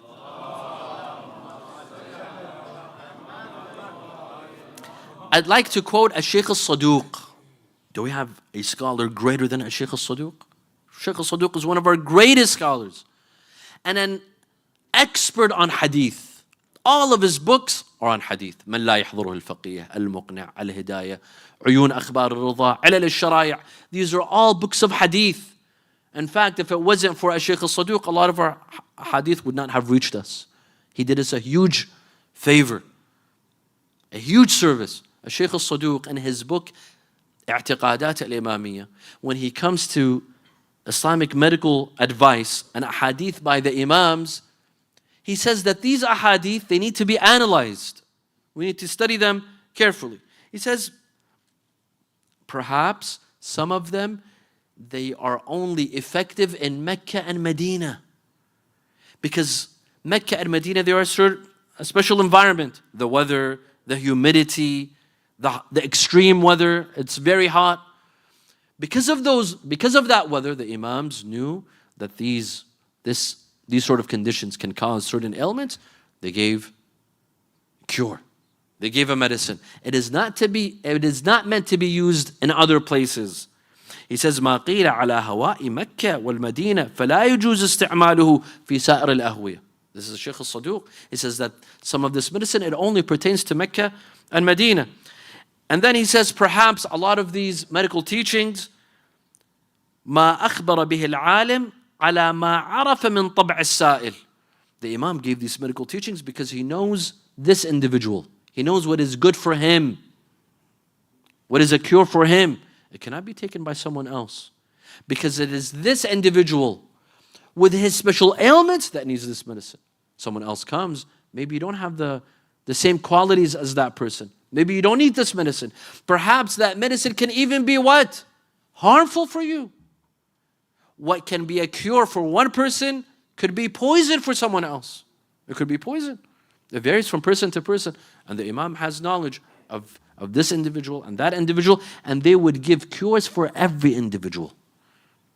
It was contextual, and he lists that perhaps some of these teachings could have even been forged, or the narrator forgot some of the medicine. He only mentioned some, and this is a problem. If you give half of the prescription and you forget the other half, this is a problem. You can cause the person to be, you can cause a death, or his ailment will become worse, and so on and so forth. Sallu ala Muhammad wa ala Muhammad.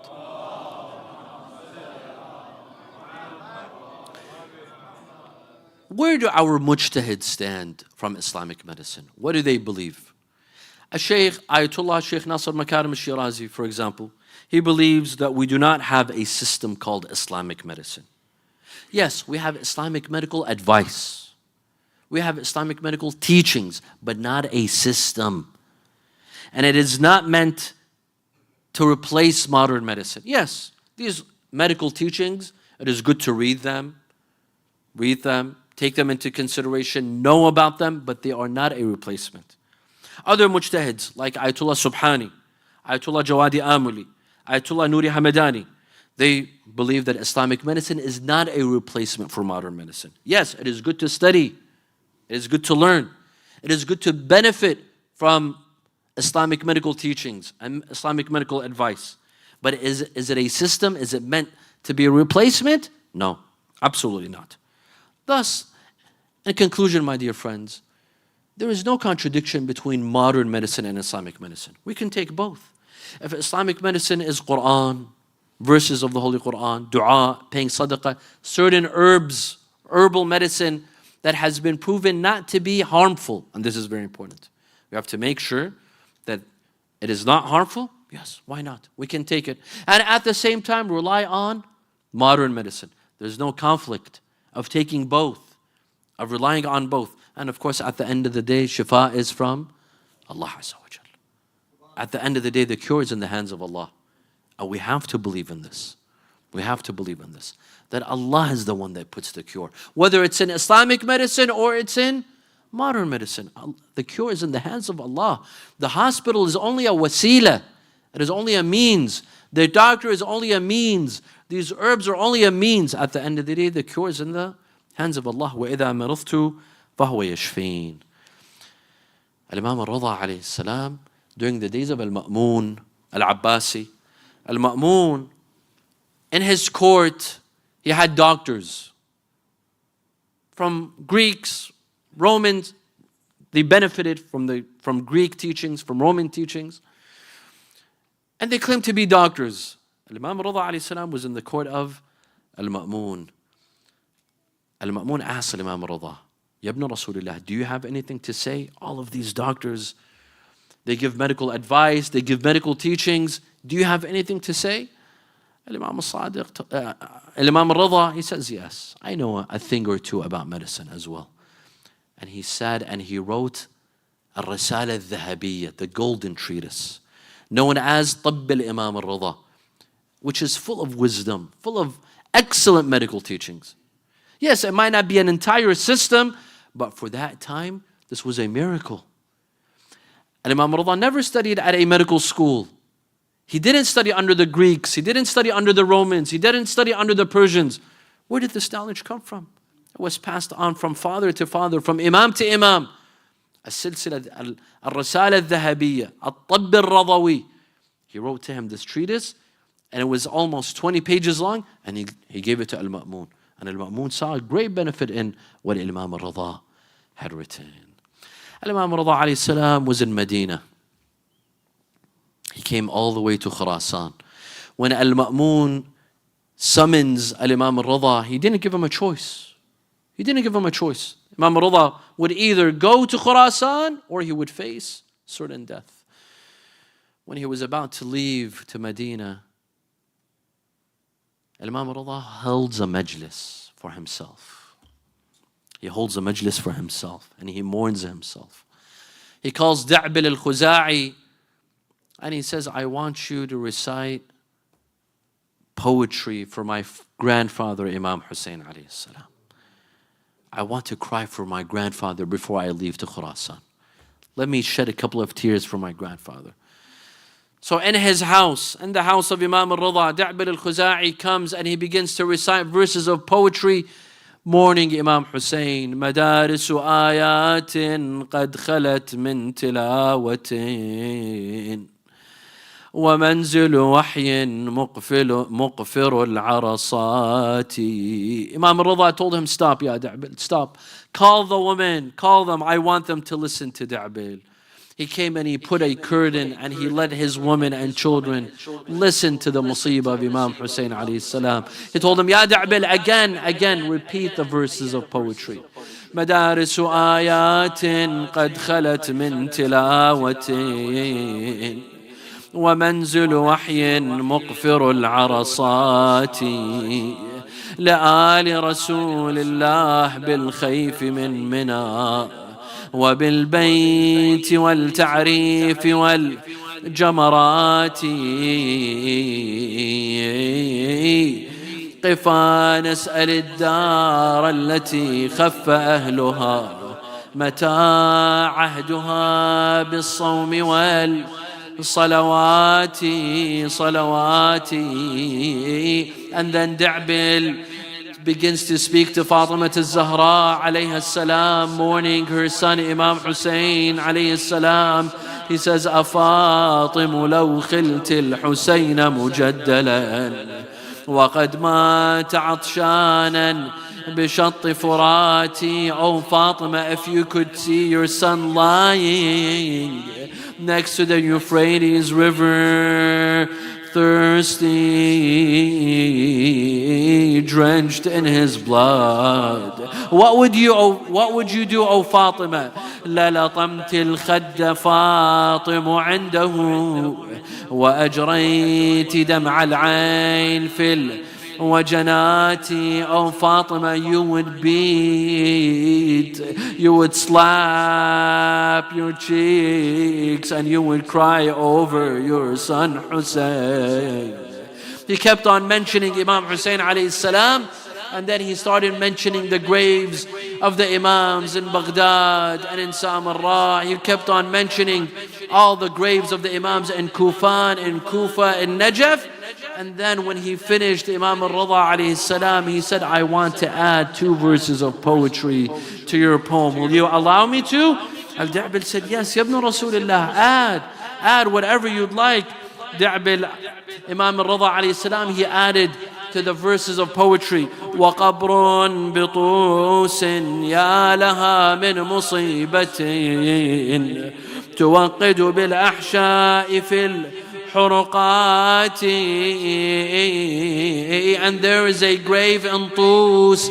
The Imam was still alive. He was in Medina. There was no grave in Tus, but the Imam was mourning himself, telling his followers that there will be a grave in Tus and Khurasan. There will be a very lonely grave, being buried next to his enemies, very lonely, away from the rest of the Imams. وَقَبْرٌ بِطُوسٍ يَا لَهَا مِنْ مُصِيبَةٍ تُوَقِّدُ فِي الْأَحْشَاءِ فِي الْحُرُقَاتِ. Al-Ma'mun sends poison to Imam al-Rida alayhi salam. Imam al-Rida eats that poison in the presence of Al-Ma'mun. Imam al-Rida went to visit Al-Ma'mun. He was forced to visit Al-Ma'mun. Al-Ma'mun puts poison in grapes. Al-Ma'mun served poison to Imam al-Rida. Imam al-Rida had his companion waiting outside. When the Imam came outside, he had a cloth over his head because the poison had affected him. It had affected his entire body.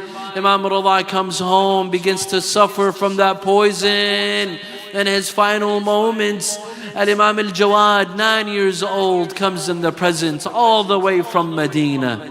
all the way from Medina. 9-year-old Imam al-Jawad attends the last moments of Imam al-Rida. And Imam al-Rida did not die by himself. His son Imam al-Jawad was with him.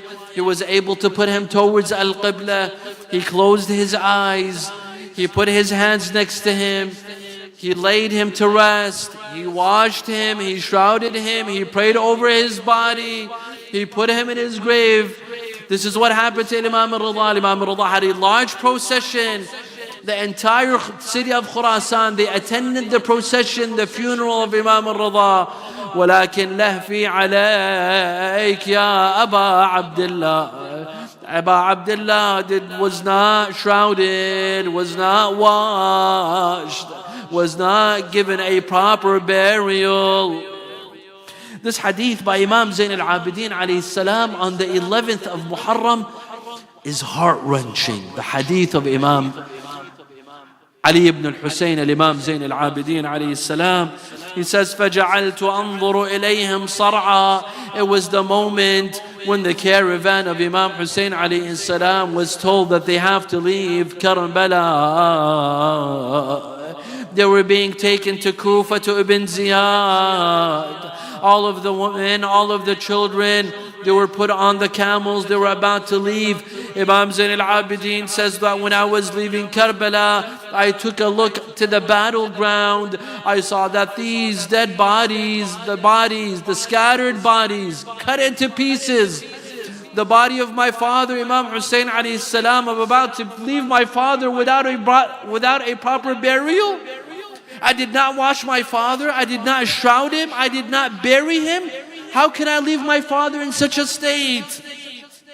فجعلت أنظر إليهم صرعا ولم يوروا فيعظم ذلك في صدري ويشتد لما أرى منهم قلقي فكادت نفسي تخرج.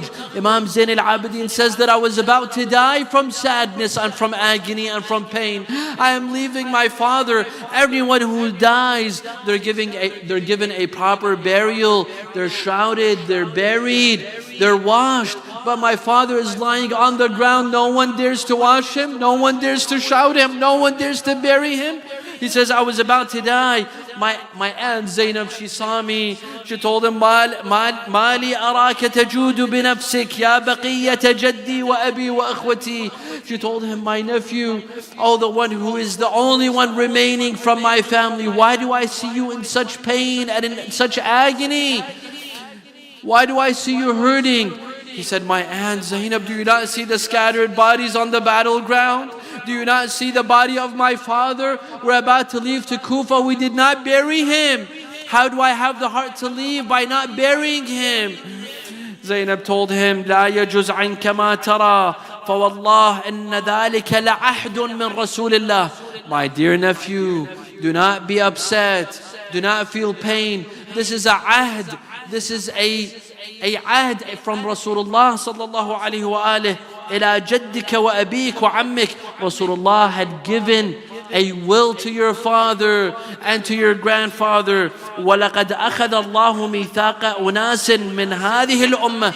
Allah has put it upon himself that a group from this ummah, that people do not fear, tyrants do not fear, they will come to Karbala.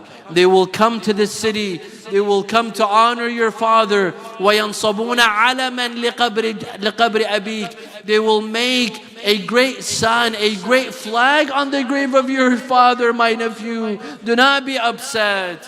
Imam Zain al-Abidin leaves the city of Karbala. After 3 days, he comes back to bury the dead. Bani Hashim come, Bani Asad come to him. They tell him, allow us to help you. He says, as for my father, I do not need your help. You can help me with the other shuhada. Imam Zain al-Abidin buries his father, what was remaining of Imam Hussein's body. He puts him in his grave. That headless body was put in his grave. Imam Zain al-Abidin says that when I was about to leave the grave of my father, I heard a voice from the grave saying, "Waladi nawilni waladi al-radhi'." My son Ali, bring my infant and put him on my chest. Imam Zain al-Abidin brings Abdullah al-Radhi' and he puts him on the chest of his father, Imam Hussain, on that broken ribs. When he leaves the grave, he removes the dust from his hands and he says, "Abatah, amma ad-dunya fa ba'daka mudlima."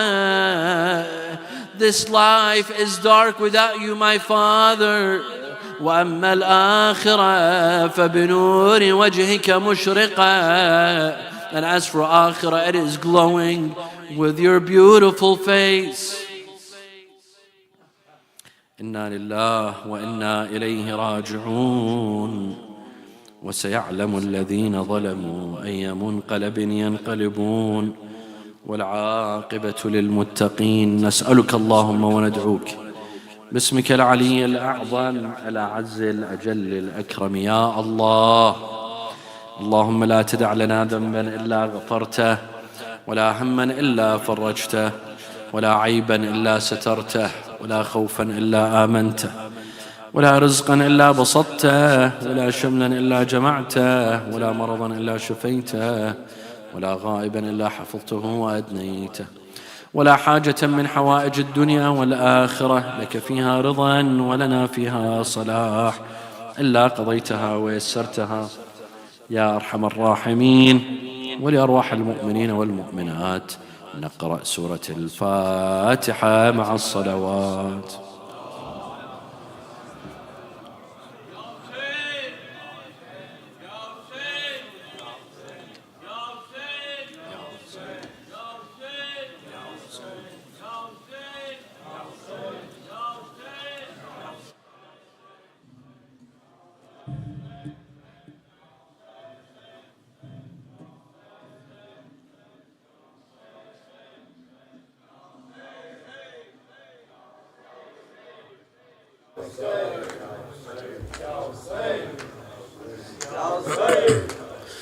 اے غریب الغربا،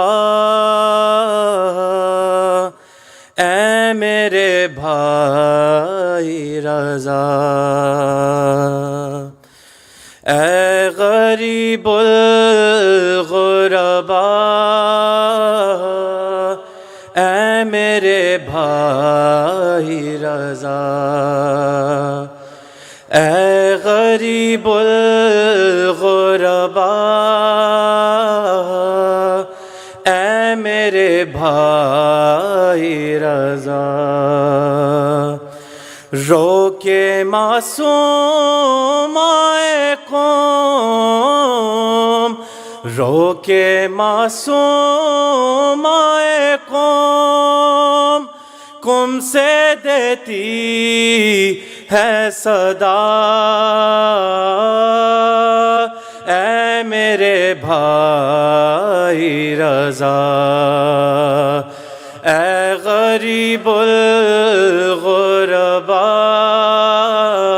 اے میرے بھائی رضا، اے غریب الغربا، اے میرے بھائی رضا، رو کے معصوم آئے قوم،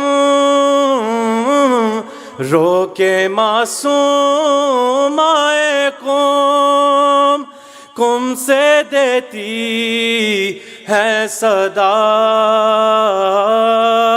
اے میرے بھائی رضا، اے غریب الغربا، اے میرے بھائی رضا، اے غریب الغربا، اے میرے بھائی رضا، اے غریب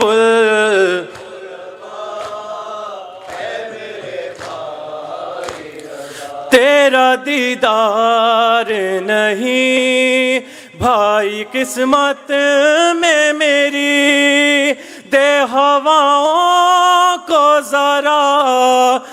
حکم اے میرے علی، سن لوں آواز تیری، سن لوں آواز تیری، دل بہل جائے میرا اے میرے بھائی رضا، اے غریب الغربا اے میرے بھائی رضا، اے غریب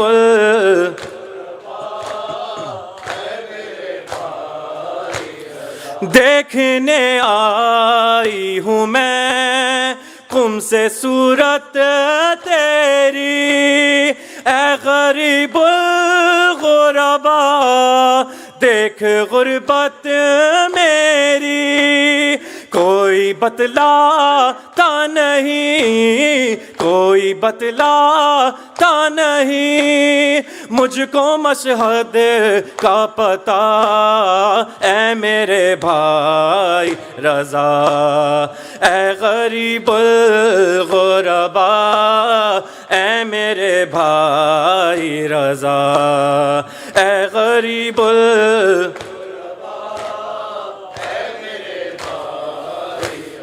مجھ پہ جو بیت گئے وہ عالم کچھ بھی نہیں، سامنے زینب کے میرے غم کچھ بھی نہیں، میں نہ بازار گئی، میں نہ بازار گئی، نہ چھنی میری ردا اے میرے بھائی رضا، اے غریب الغربا اے میرے بھائی رضا، اے غریب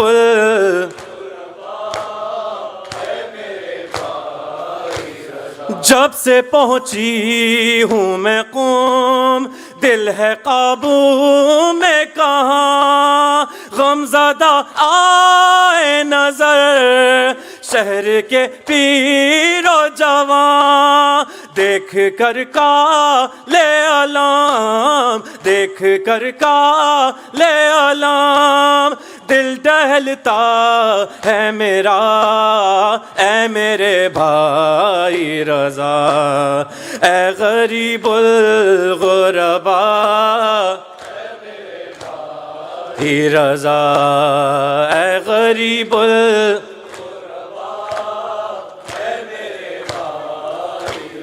ہوں یتیماں لیکن وہ یتیماں تو نہیں، قیدی بابا کی قسم میں سکینہ تو نہیں، جس کے گوہر بھی چھنے، جس کے گوہر بھی چھنے، جس کا دامن بھی جلا اے میرے بھائی رضا، اے غریب الغربا اے میرے بھائی رضا، اے غریب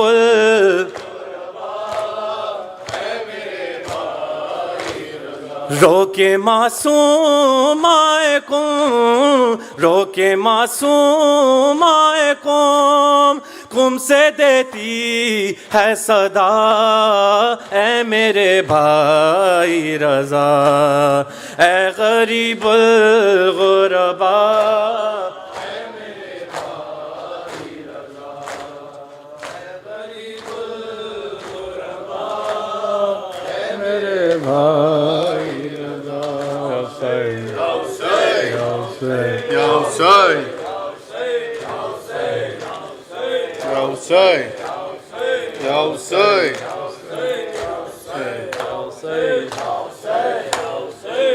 سہ کے ہر ظلم و ستم، قید علم رنج و بلا، قافلہ آل محمد کا چلا کرب و بلا، اور قریب آنے لگی خوشبوئے ابن زہرا، لاکھ چاہا کہ سنبھالے سنبھالا نہ گیا، گر کے ناقے سے یدی زینب مزتع نے صدا، زینب آ گئی بھائی، زینب آ گئی بھائی، لو زندان شام سے چھٹ کر زینب آ گئی بھائی، زینب آ گئی بھائی، لو زندان شام سے چھٹ کر، ارے اب نہ یہاں سے گھر جائے گی، لوٹ کے یہ ماں جائی، زینب آ گئی بھائی، زینب آ گئی بھائی، لو زندان شام سے چھٹ کر، بعد تیرے ایسا لوٹا گھر، بعد تیرے ایسا لوٹا گھر، سر پہ نہ چھوڑی ایک کے چادر، نہ چھوڑی ایک کے چادر، کھینچ لیا بیمار کا بستر، دیتی رہی میں دہائی، زینب آ گئی بھائی، زینب آ گئی بھائی، جو زندان شام سے چھٹ کر، تاریکی رستے انجانے، تاریکی رستے انجانے، تاریکی رستے انجانے، دشمن ہر سونے زیتانے، کرب و بلا کے بن میں نہ جانے کیسی شام تھی آئی، زینب آ گئی بھائی، زینب آ گئی بھائی، جو زندان شام سے چھٹ کر، حسرت تو تھی جانے خواہر، تو تھی جانے خواہر، حسرت تو تھی جانے خواہر، تو تھی جانے خواہر، دیتے اجازت گر یہ ستمگر، اجازت گر یہ ستمگر، میت پر کچھ دیر ٹھہر کر رو لیتی ماں جائی، زینب آ گئی بھائی، زینب آ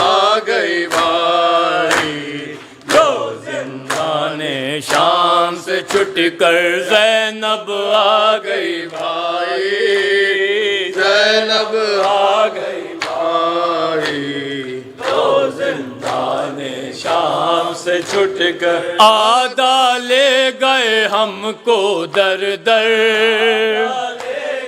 ہم کو در در، آدھا لے گئے ہم کو در در، لے گئے ہم کو در در، سر کھولے بے مقنع و چادر، کھولے بے مقنع و چادر، کیا بولوں ایک قدم پر کس کس کی یاد آئی، زینب آ گئی بھائی، زینب آ گئی بھائی، لو زندان شام سے چھٹ کر زینب آ گئی بھائی، زینب آ گئی بھائی، تو زندان شام سے چھٹ کر کوڑے جب بیمار پہ برسے، جب بیمار برسے کوڑے جب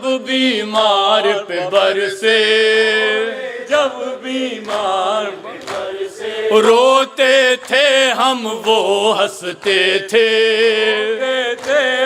وہ ہنستے تھے، حکم تیرا تھا ہم بے بس تھے، جھیل گئے رسوائی، زینب آ گئی بھائی، زینب آ گئی بھائی، لو زندان شام سے چھٹ کر زینب آ گئی بھائی، زینب آ گئی بھائی، لو زندان شام سے چھٹ کر چلتے چلتے شام جو پہنچے، چلتے شام جو پہنچے، چلتے چلتے شام جو پہنچے، چلتے شام جو پہنچے، کچھ مت پوچھو بھیا ہم سے، مت پوچھو بھیا ہم سے، موت تھی بہتر اس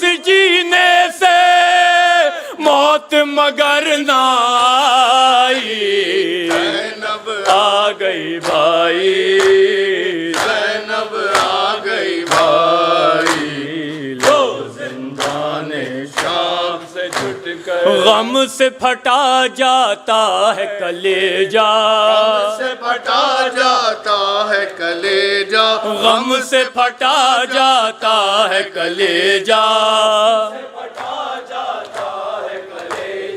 جاگو برادر اٹھو بھیا، برادر اٹھو بھیا، لے لو اس لاچار کا پرسا، شام جسے چھوڑائی، زینب آ گئی بھائی، زینب آ گئی بھائی، لو زندان شام سے چھٹ کر زینب آ گئی بھائی، آخری بند پیش کروں، زینب آ گئی بھائی، لو زندان شام سے چھٹ کر یاد تیری جب آتی تھی وہ، تیری جب آتی تھی وہ، یاد تیری جب آتی تھی وہ،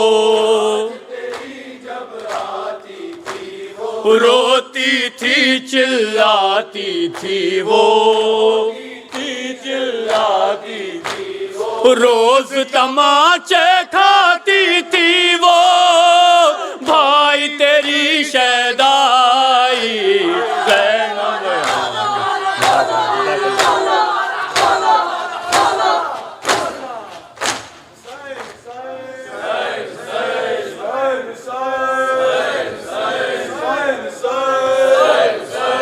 بھیا تیرے چلم کے لیے آئی ہے زینب، بھیا تیرے چلم کے لیے آئی ہے زینب،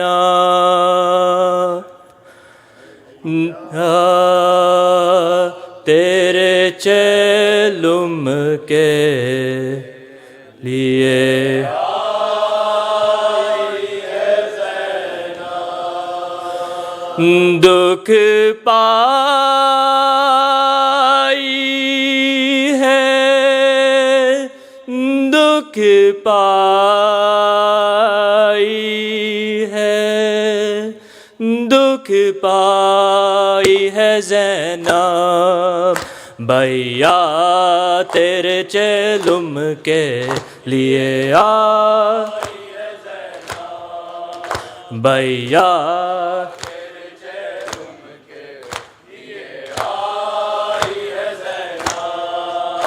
زندہ میں لہت بالی سکینہ کی بنا کر، بھائی کے امانت کو تہ خاک چھپا کر، ساتھ اپنے لٹے قافلے کو لائی ہے زینب، بھیا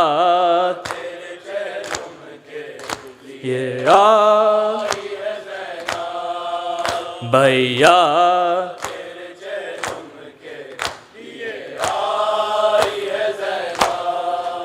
ہر ٹوٹے ہوئے دل کو سہارا بھی دیا ہے، ہر درد میں کنبے کو دلاسا بھی دیا ہے، ہر حال میں ہر بیوی کو سمجھائی ہے زینب، بھیا لیے آئی ہے زینب، بھیا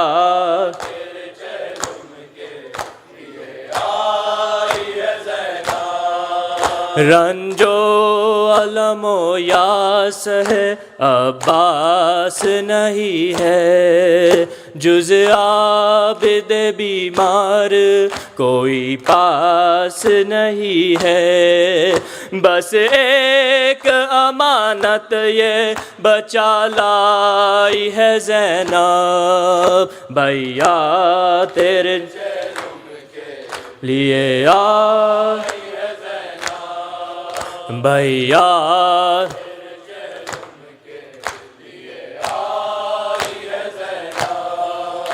بھیا تمہیں بتلاؤ وطن جا کے کروں کیا، سغرا تمہیں پوچھے گی تو بولو میں کہوں کیا، جب بھی یہ خیال آیا ہے گھبرائی ہے زینب، بھیا تیرے چلم کے لیے آئی ہے زینب، بھیا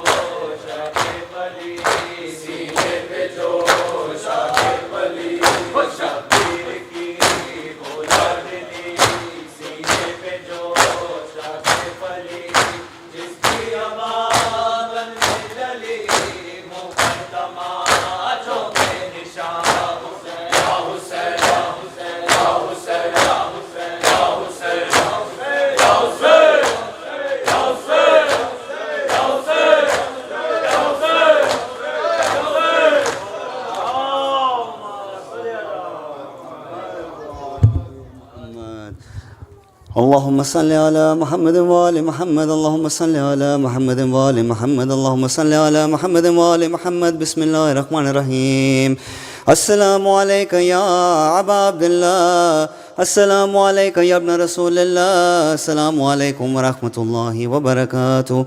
السلام عليك يا غريب الغرباء. السلام عليك يا معين الضعفاء والفقراء. السلام عليك يا شمس الشموس. السلام عليك أنيس النفوس. أيها المدفون بأرض طوس، روحي وجسمي لك الفداء. السلام عليكم ورحمة الله وبركاته. السلام عليك يا صاحب العصر والزمان. الأمان الأمان الأمان. السلام عليك يا شريك القرآن. السلام عليك إمام هذا، عجل الله تعالى فرجك وسهل مخرجك وظهورك وجعلنا من أنصارك وأعوانك. السلام عليكم ورحمة الله وبركاته.